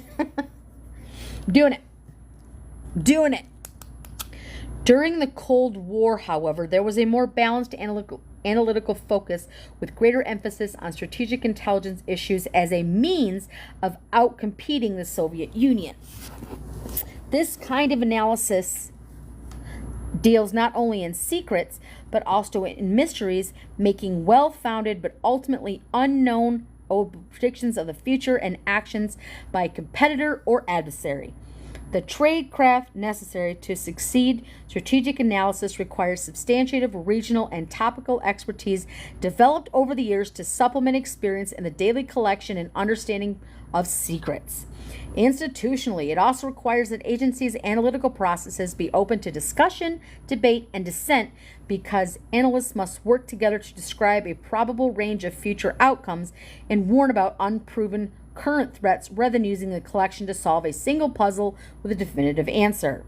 Regarding its mission to follow longer-term issues, the IC is falling short in resourcing and openness into dissenting opinions, which, if taken seriously, can help be responsible for officials to respond more effectively to threats and threat actors.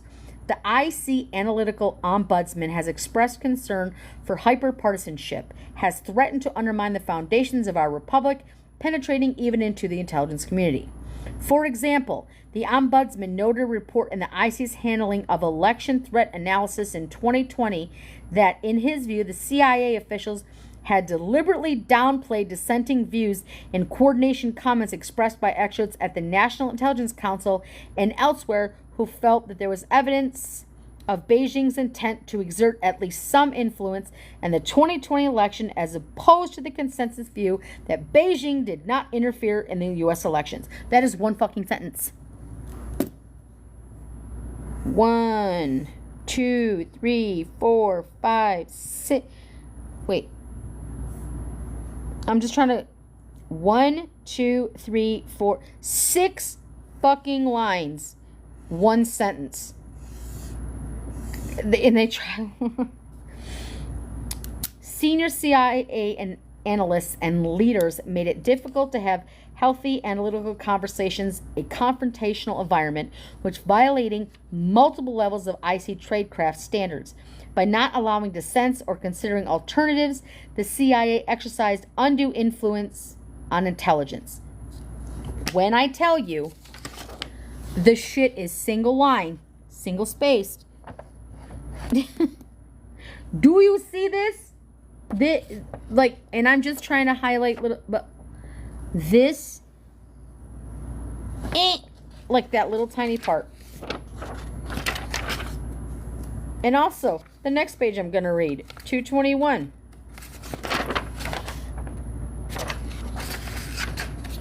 And then the following page, 222.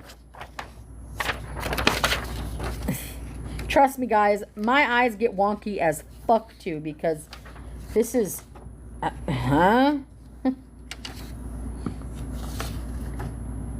subsequent exposure of China linked online, next page, influence, and the FBI's warnings about continued efforts throughout the 2020 midterms highlight the folly of undue certainty without consideration for alternatives. On election influence and other controversial issues, such as the origin of COVID-19, analysis at the most powerful intelligence agencies have increasingly tended to use leeway they have given to insert their political views into their work in order to influence, if possible control, the analytical process. They do this in a way that attempts to squash dissent, to impair the creation of culture in which entrenched views are challenged and unpopular analytical lines can survive or not according to their merits. To help the United States and its leaders outcompete China across multifaceted societal, economic, military, and technological threats, the IC's capability to conduct strategic intelligence analysis that is relevant to policymakers in both parties must be rebuilt and strengthened. Because Beijing may be a peer or even exceed U.S. capabilities in some areas, the post-9/11 analytical focus on quick turnaround secrets is not good enough. Strategic planning informed by intelligence must take place in the United States to stay ahead of whatever new threats China may pose. An incoming conservative president will have the opportunity to signal An incoming conservative president will have the opportunity to signal demand for such strategic products and prioritize their production through communications and intelligence leaders and formal mechanisms, shifting priorities within the National Intelligence Priority Framework and structuring the president's daily brief.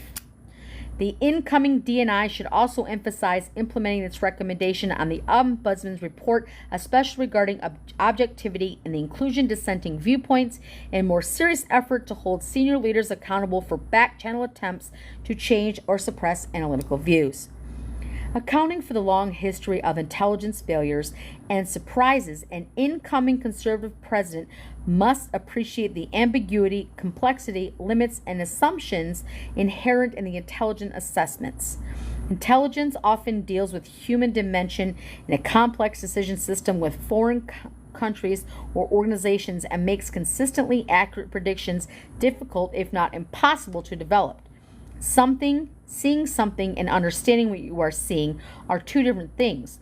So a president should consistently and patiently press the IC about its potential biases, assumptions, and methodology and sourcing. So we're going to highlight that.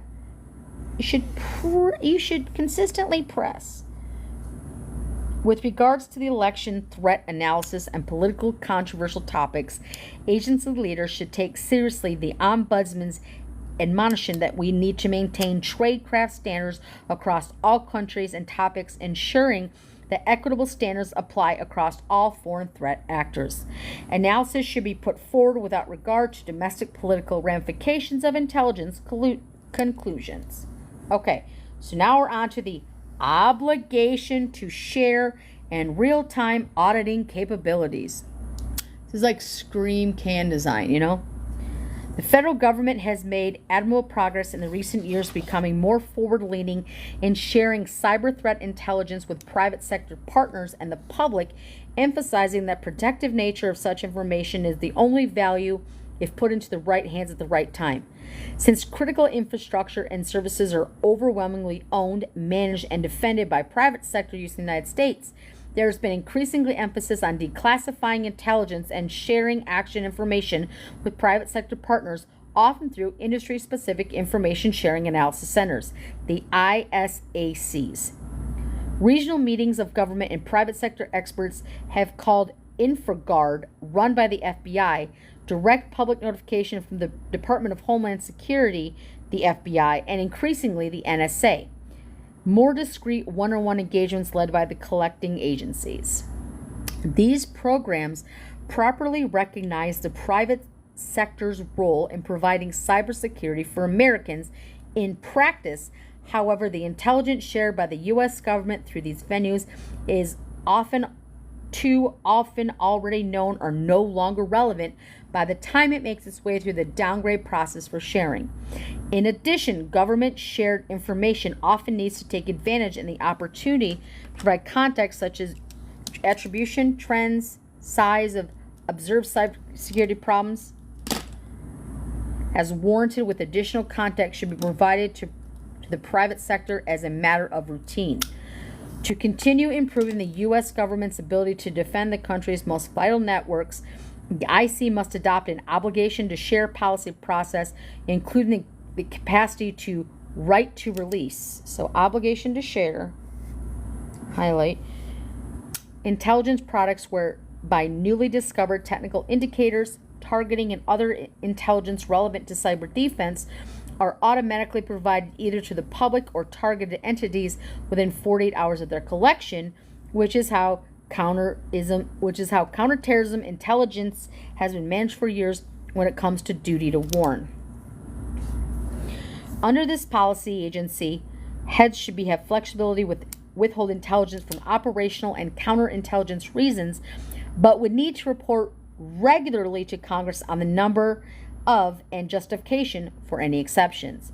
This policy would make sharing intelligence and defending networks the default as it is already in the rest of the cybersecurity community outside of the IC, to improve the quality, relevance, timeliness, and defense information while ensuring accountability for top leaders when they must withhold this information. One of the most significant challenges when the IC is presented by the need to share information promptly among the 18 elements of the intelligence enterprise. The only long-term solution to the understandable tension between the need to share information and the need to protect intelligence sources and methods is a robust real-time auditing capability that electronically flags unauthorized access. Highlight that. Under an identity management system with real-time audit, even the most sensitive information acquired by American intelligence agencies can be shared, and the access to the use of the information are appropriately monitored. Establishing a real-time auditing capability is essential to decreasing the risk for the heads of intelligence agencies in meeting their statutory requirements to ensure that they protect sources and methods associated with classified information and their agencies to collect. Overclassification. At least we're getting on to like some bullet points, not just like what.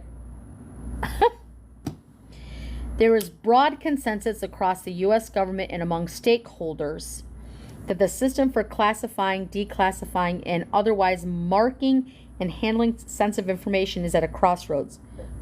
Exorbitant amounts of classified data are created daily, and agency personnel often mistakenly choose classification as a default selection to ensure national security. At the same time, effectiveness of downgraded and carefully declassified information to support foreign policy efforts has been borne in, for example, alerting the broader world of Russia's buildup and likely plans to invade the invasion of Ukraine. Russia's buildup and likely plans for its invasion of Ukraine. 2 executive orders principally govern how the U.S. government handles classified sensitive information. Executive Order 13526, Executive Order 13556. Classified national security information, issued in 2009, prescribes the classification levels and procedures for declassification on EO 13526. Executive Order 13556, Controlled Unclassified Information, issued in 2010, aimed to establish a uniform program for managing all unclassified information that requires safeguarding dissemination controls. The current system for declassifying national and security information, the CNSI, is extraordinary analog, requiring experts' review of individual records. Declassification policies are based on human review and paper and need to contemplate the handle of the proliferation and volume of digital records created by these agencies. The U.S. government will soon reach a point at which manual review is impossible. The declassification of the CNSI should support key U.S. national security objectives, reflect mission priorities, and not serve solely as an unnecessary procedural function. Here's when they talk about their reforms and how the U.S. government will soon reach a point where manual review is impossible. Okay, so the bulletin points. Here's their reforms. Tighter definitions and greater specificity of categories of information requiring protections. More stringent policies to effect significant reductions in the number of original classification authorities, the OCAs. Stricter accountable measures at the OCA level and more detailed security classification guidelines. Well, there's 2 more. Enhanced metrics for accuracy classification. Number 5, a general simplification of the overall system for the benefit of users. Ugh. Oh man, we're back to single space for fuck. God damn, this is boring as shit. And I apologize. I am struggling to get through to the last couple of pages, but let me see. 4 to 5 to 9 to 7, 8 to 9. I think it's got like 7 more pages. But if we can get through this, then I can get through this whole fucking section and put it behind me. On the back end, the ODNI run declassification process is faster, nimbler, default automated, and larger scale should be a priority. Additionally, investments in IT are required to deal with the growing volumes of the CNSI collected and produced in the digital age, along with many years' worth of existing analog and digital holdings that could provide valuable historical insights. An incoming administration needs to explore options to prioritize funding for innovation in declassification management. For example, by establishing a budget line item specifically for modernization of declassification or designating funding for program classification management as special interest items. The administration will also need transition using technology, including tools and services for managing big data, which provide robust electronic records, making information within interagencies and organizations locate facility more rapidly, and review the release of capabilities of records emerging on interests. Artificial intelligence, machine learning, which we incorporate in existing business practices, enables machine interpretation of unstructured data and text, applies decision support technology, enables more consistent classification decisions, and expedites reviews between agencies, and expansion of commercial cloud services, which facilitate rapid testing, deployment of new tools and technologies. So, big data, AI, and commercial cloud. That much for that. However, technology is not a panacea. Human expertise in information holdings and routine validation of technology will always be necessary. With or without machine assistance, agencies will require more people, more varied skill sets to improve their ability to meet the electronic records error classification and declassification demands and serve an incoming administration goals. Oh, God. I would have failed this. I would have failed. I'm like, I can't read more. Broader U.S. government and IC intelligence needs. Increasing conflicts among U.S. adversaries such as China, Russia, Iran, North Korea are conducted in the realms of technology and finance. This challenge requires new authorities, tools, and technological experts across the U.S. government, particularly in Commerce Department of Bureau of Industry, the BIS, and Committee on Foreign Investments of the United States, CFIUS, which is housed at the Treasury Department. An incoming conservative president, there we go, looking for just that nugget. Fuck me. An incoming conservative president should task his DNI and Secretary of Commerce with increasing coordination, the resources needed for the BIS and the SCIF capacity, and the proper necessary intelligence sharing of activities with multifaceted adversaries such as China.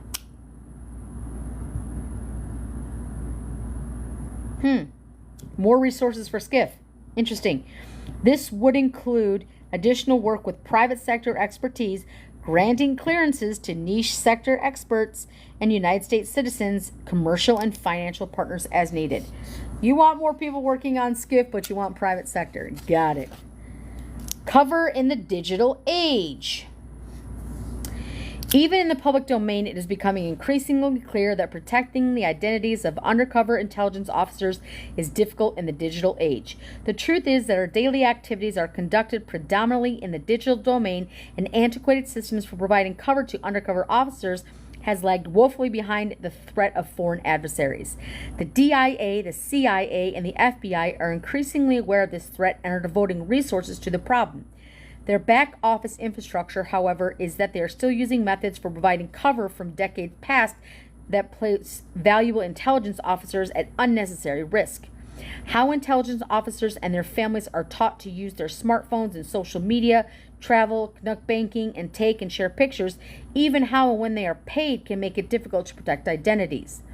Legends, fake backstories, and identities are often weak, incompetent, incomplete, and unable to stand up to a basic Google search. Officers operating under non-official cover are offered even less protection and training help to help them succeed.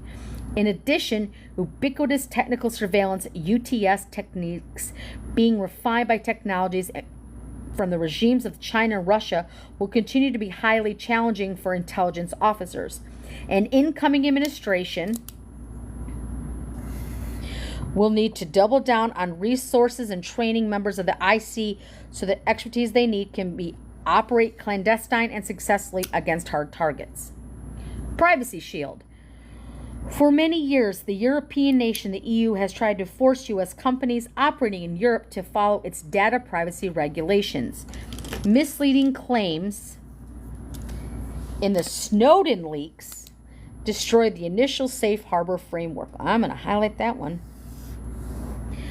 And the Privacy Shield framework was struck down by the European courts on the grounds it provided insufficient protections for EU citizens against hypothetical U.S. government surveillance.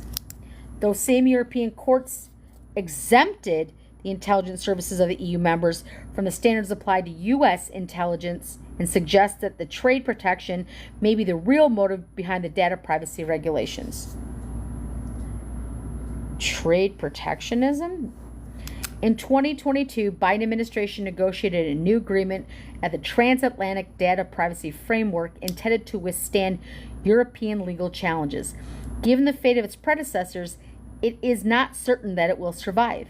Executive Order 1408, Enhancing Safeguards for United States Signals Intelligence Activities, implements this new framework by attempting to align signals intelligence collection and practices with European privacy regulations. At most, the executive order changes will be helpful for the support framework in the future of European litigation. At worst, they could throw sand in gears of the important intelligence programs. An incoming conservative president should reset Europe's expectations. Brussels has always had the difference between being a military ally, for example, and Russia conducting a full-blown trade conflict with the United States. Restrictions on data experts have been part of trade conflict, but they now could seriously harm our military intelligence capabilities. Moreover, restrictions on the U.S. intelligence collection hurt the Europeans themselves, especially in the United States, how they share unprecedented amounts of intelligence on Russia's invasion of Ukraine with Europeans. Europe is telling the United States to meet intelligence oversight standards that no European country meets. At the same time, exports data to China are examined and so far from free legal challenges. This violates the WTO agreement as arbitrary and discriminatory data protection standard. It is betrayal by a nominally allied jurisdiction. European court rulings that struck down prior data privacy frameworks were grounded in not in a constitutional law, but in a treaty among European nations. If the EU is accepted an international law agreement that data may flow into the United States under a more reasonable standard than when adopted by the court, that interpretation will be binding, at least as gloss on the earlier treaty. The United States has never seriously pushed back against the EU, and now is the time. An incoming president should ask for the immediate study and implementation of Executive Order 14086 to suspend any provisions that unduly burden the intelligence collection. At the same time, in negotiations with Europeans, the United States should make it clear that continued sharing of intelligence with EU members and their states depends on successful resolution of the issue within the first 2 years of a president's term. It is time for a real solution, not the 30 years of stopgaps imposed by Brussels. Not the 30 years of stopgaps imposed by Brussels. Okay, now we're on to the PDB, the President's Daily Brief. Let's see exactly what they talk about. Ready? So, an incoming conservative president should make clear what the President's Daily Brief is and is not. The PDB should be for the president specifically, with a much narrower distribution in addressing areas of strategic concern. During the transition, the future National Security Advisor, along with the DNI, should conduct a review of the current PDB's recipients and determine which should remain and which when the president begins his term. Instead of being used as a statement of record for the agencies, the PDB often misses the area of interest for the president and their senior advisors. The president should want the PDB to focus on providing the information needed for the often imperfect and complex decisions that a president needs to make, which should always be based on the best intelligence that can be gathered. Where consensus and agreement are possible, the IC coordinated product is excellent, but insights are provided and properly channeled dissent can lead a president to ask relevant questions of the DNI and the IC. The future DNI determines the PDB briefer based on recommendations made by his Deputy Director of National Intelligence for Mission Integration, the MI. Historically, briefers have come from the CIA, but a future president and DNI should consider a primary briefer or rotation briefer from other IC elements. Additionally, the entire PDB and staff production should be located at the ODNI. Now we're on to National Intelligence Council, NIC. Okay, guys, so we're at 227, 228, 229, 230, and a little blurb on 231. We can do it. And then after that, I'll go. And then we can start. When we start again, it will either be this weekend or it'll have to wait until Thursday. Kids start school. Kids are priority over me reading. Sorry, guys. That's all right. Okay. The National Intelligence Council is the IC's premier analytical organization, includes more than a dozen National Intelligence Officers, NIOs, each of whom leads the IC's analysis with regional China, Russia, and Iran, or functional cyber, counterproliferation, economics, etc., and mission areas. This includes authoring national intelligence estimates on major strategic issues with an entire IC, overseeing the deconflicting the annual analytical plans of each agency and weighing in on the day-to-day major analytical issues, sometimes individually, for example, by writing the NIC strategic memos or providing detailed expert briefings to the president before major decisions. I hate that they just write this so. Historically part of the CIA, the NIC was reorganized into the ODNI. Listen to how many anagrams. Ready? Historically, part of the CIA and the NIC was reorganized into the ODNI and was the PDB. It retains the CIA's objective, analytical culture, and is staffed primarily with CIA officers. However, as many as 25% of the NIOs over the decades have come from academia or private sector, bringing in much needed outside expertise to collate and understand intelligence with perspective skills that are not necessarily nurtured within the IC. In recent years, there has been a greater emphasis on encouraging officers from other agencies, particularly the DIA, NSA, and FBI, to serve as NIOs or their deputies. To encourage greater analytical independence and debate, the incoming administration, and let's get ready to highlight, should require that non-CIA officers comprise of at least 50% of the NIC's membership, and the first among equals. The NIC chairman is an outsider from one of three major agencies responsible reporting to the PDDNI. Opening these senior analytical roles for the best analysis regarding of the agency would also encourage the continued maturation of analytical cadres and tradecraft at those agencies and give them an equal voice in interagency analytical disputes, which in turn would give the president access to the best thinking in a variety of sources and perspectives from the entire IC rather than from the CIA alone. The IC Chief Information Officer, the ICCIO, directs and oversees all aspects of classified IT budget for all the IC's 18 elements. As the DNI's principal advisor and technology, the ICCIO must be well versed in technology, acquisition, operations, and interagency cooperation to advance our technical progress and simultaneously direct bureaucracy that, left unchecked, will serve each element's own preference. To ensure that the procured and implemented technology and policy reflect the administration's agenda, The OCCIO must have the support of the DNI and possess the ability to command cooperation between and promote interoperable across IC members. Because of the unique responsibilities entrusted to this position, incumbency has seesawed between political appointees and career civilians. Due to its aggressively capped salary, the position is often filled by an SES level member administratively detailed to support the DNI. At times, the ICCIO is incorrectly referred to as the ODNI CIO.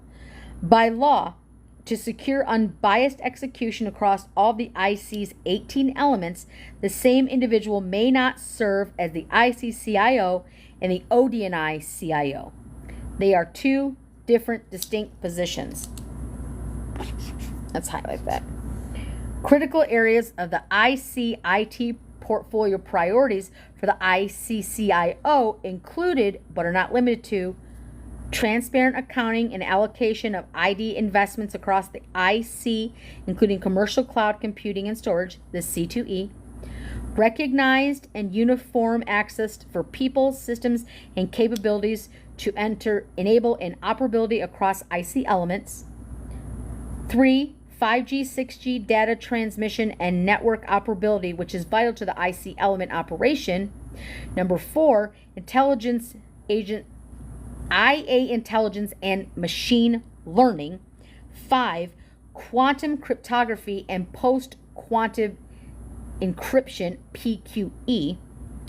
6, cybersecurity infrastructure, where Biden administration changes have realigned and reassigned management oversight and IT architecture responsible for the NSA, the DHS CISA, and conflicting with the ICCIO's delineated roles. That is a whole bunch of what? An incoming administration should appoint the ICCIO as primary member of the DNI staffing, along with the ODNI General Counsel, the IC Chief Financial Officer, and the ODNI Chief Operating Officer. The President-elect should require immediate review of the progress in implementing post-quantum encryption at a minimum for IC and defense systems, but preferably throughout the government. The President's National Security Memorandum specifying a goal of mitigating as much of quantum risk as feasible by 2035 needs to be revised in light of the magnitude of the threat. Highlight that. Accounting for the investments that will be needed to secure the IT systems for national security should be the top priority. Okay, ODNI, CIA, and IC technology issues. In recent years, the IC has had a mandate for multiple administrations to advance technology needs for intelligence, needs that have a massive changes that result in threats as China advancements in technology and data infrastructure. Many of the projects coming out of the ODNI and CIA's Science and Technology Directorate, S&T, focus on expensive AI-driven open source work, but there's likely duplication of efforts in areas where private sector and entrepreneurs are already making progress. Okay, we are on page 229. The Intelligence Advancement Research Project Activity, the IARPA, and S&T should focus primarily on challenging technology problems. Avoiding duplication was already been done well in the private sector in such areas practical defense, cyber intelligence, and AI. Research would help to focus the agencies on complex shadow tasks at hand while simultaneously freeing limited resources for the advancement of other areas. The President's Intelligence Advisory Board on the PIAB Intelligence Oversight Board. The President's Intelligence Advisory Board, PIAB, is charged with providing the President with an independent source of advice on the IC's effectiveness while offering insight into the IC's future plans. The board is meant to have access to all the information needed to perform its functions and have direct access to the President. The Intelligence Oversight Board is standing committee within the PIAB. These entities should be tasked by giving independent, informed advice and opinion concerning majors matter to the national security focused on long-term, enduring issues central to advancing and protecting American interests. This should include taking a broader, deeper look at critical trends, developments, and their implications for U.S. national and economic security, relying on unclassified and open source information. The importance of space. While China developing an increasingly capable space and counter space technologies and Russia taking a more aggressive action in space, space has emerged as the latest war-fighting domain. In response, the D&I created the Office of Space Execution, the OSX, in 2018 as an experiment to promote greater integration of the IC space activities without incurring excessive overhead. The D&I mandated generate greater collaborative across the enterprise without adding any personnel, altering authorities, or increasing budgets. The space executive design reflects original design principles of the ODNI. The ODNI was explicitly not designed to be departmental headquarters and command and control of the 18 agencies' vast bureaucracies. Rather, it was designed to be small and lightweight with a mission to coordinate and integrate critical activities of the IC-18 agendas agencies without creating a new bureaucracy. That goal should remain in force, and calls by outsider entities or Congress to add new centers and layers should be rejected. I highlight that. The Office of Space Executive has been recognized, and an effective governance model has spawned familiar efforts, including election threat executives, economic and threat finance executives, and cyber executive. With this in mind, the following initiatives should be pursued. Okay? 2.5 pages to go. Expand collaboration with partners. For too many decades, the IC and the DoD have acquired and operated satellites independently. To improve their ability to meet threat posed by China and Russia, the IC and the DoD should 1. Explore new methods for better integrating our space assets, 2. Examine the possibility of joint programs, and 3. Fully utilize unique Title 10 and Title 15 authorities to execute space defense and offense strategies jointly. So that's what. Additionally, the IC should support building international alliances with like-minded partners beyond the Five Eyes intelligence sharing nations. Increasingly, potential allied nations and their commercial companies are developing innovative space capabilities to augment and strengthen the U.S. space defense and intelligence posture. Refocus space-related intelligence collection. The IC has developed space threat collection posture predicated on 3 assumptions. Number 1, the best information on developing space threats come from the collection against the adversary's military institutions on Earth. Number 2, there should be a clear dividing line between DoD intelligence activities and the ICs. And number 3, only government-developed exquisite capabilities can inform threat analysis and decision-making effectively. Developments by our adversaries and the emergence of vibrant commercial space marketplace over this past decade have rendered all 3 assumptions false and dangerous.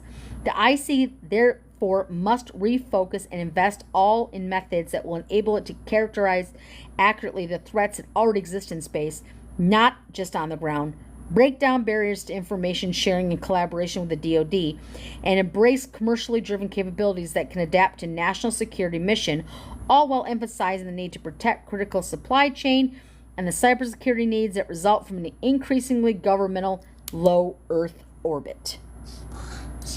That was 2 sentences.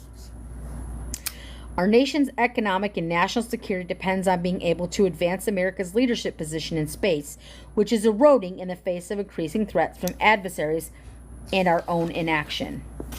An unfinished experiment, and then we are done. This is 2 paragraphs, and then we will be done until next Thursday.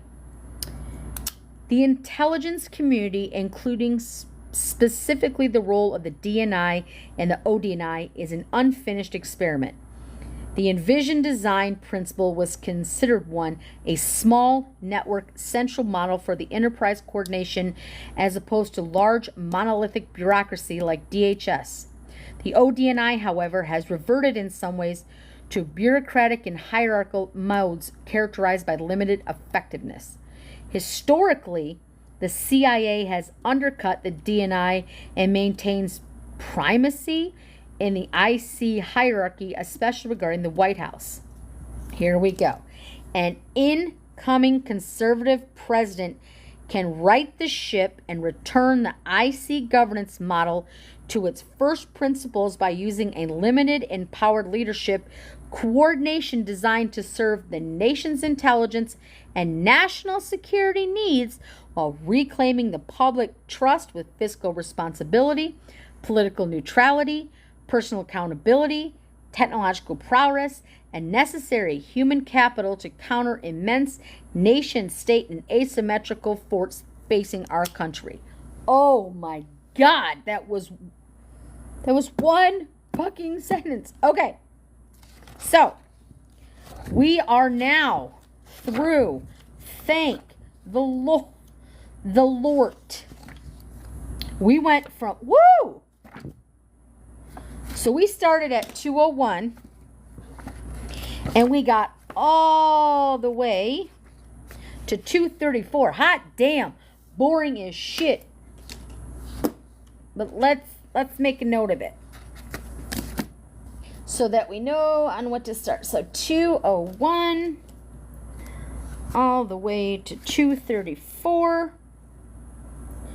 Because again, we're not going to reconvene until next Thursday because of my kiddo's school.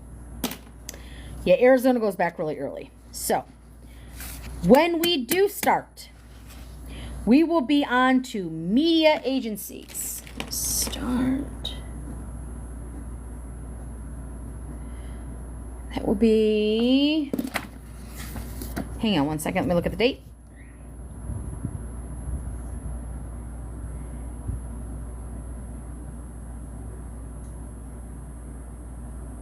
That will be the 8th of August. So start 8/8.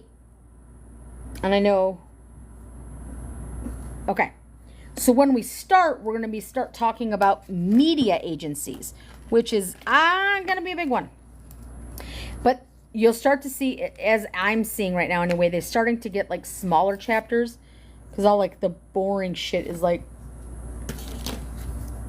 out of the way.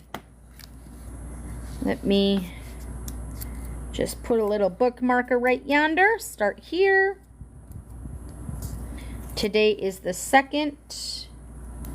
Start here. Just so I make sure I keep my place. Now, I'll try to do some summaries in the interim. I will, between here and there, if I get little pockets.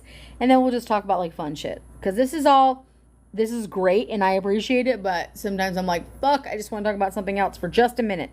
So we started here on 8/2 and back on 8/8. So it's going to be some time. But the next chapter isn't very long. Yeah, it's like 10 pages. And that's going to be on section 8. And then we go into section 9.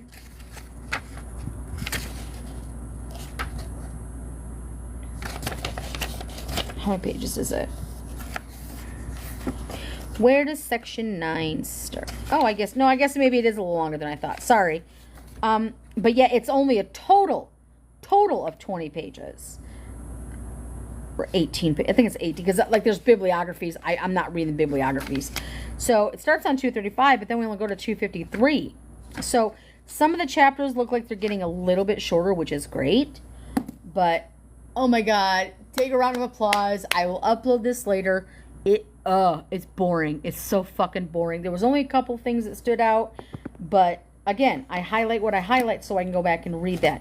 When anytime it talks about the next incoming conservative president, that's what it's referring to. So, now that we're done being boring, and we can start again on 8/8, like I said, I'll try to get some summaries done between then and now, and if anything pops up, I'll just do fun shit on TikTok like I want to. But this is important that we get all of this read. Like, all of it. So, I mean, if we're looking at, I mean, I don't expect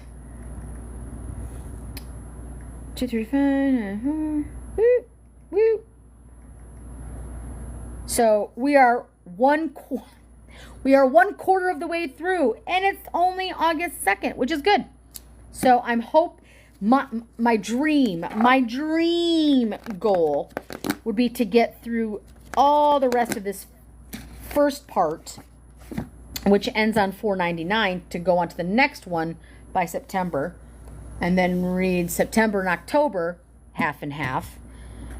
And we might get, like I said, we're cruising along. It's just I may at some point during the weekend, if I want to, like, go and to just look and see what some of these crazy shit things have said, and then potentially I go, I may have.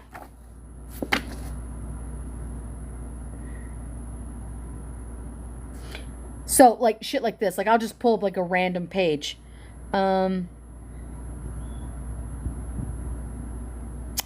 Return to the original purpose of school meals. Reevaluate excessive regulations. This is talking about food for kids. Reevaluate the Thrifty Food Plan.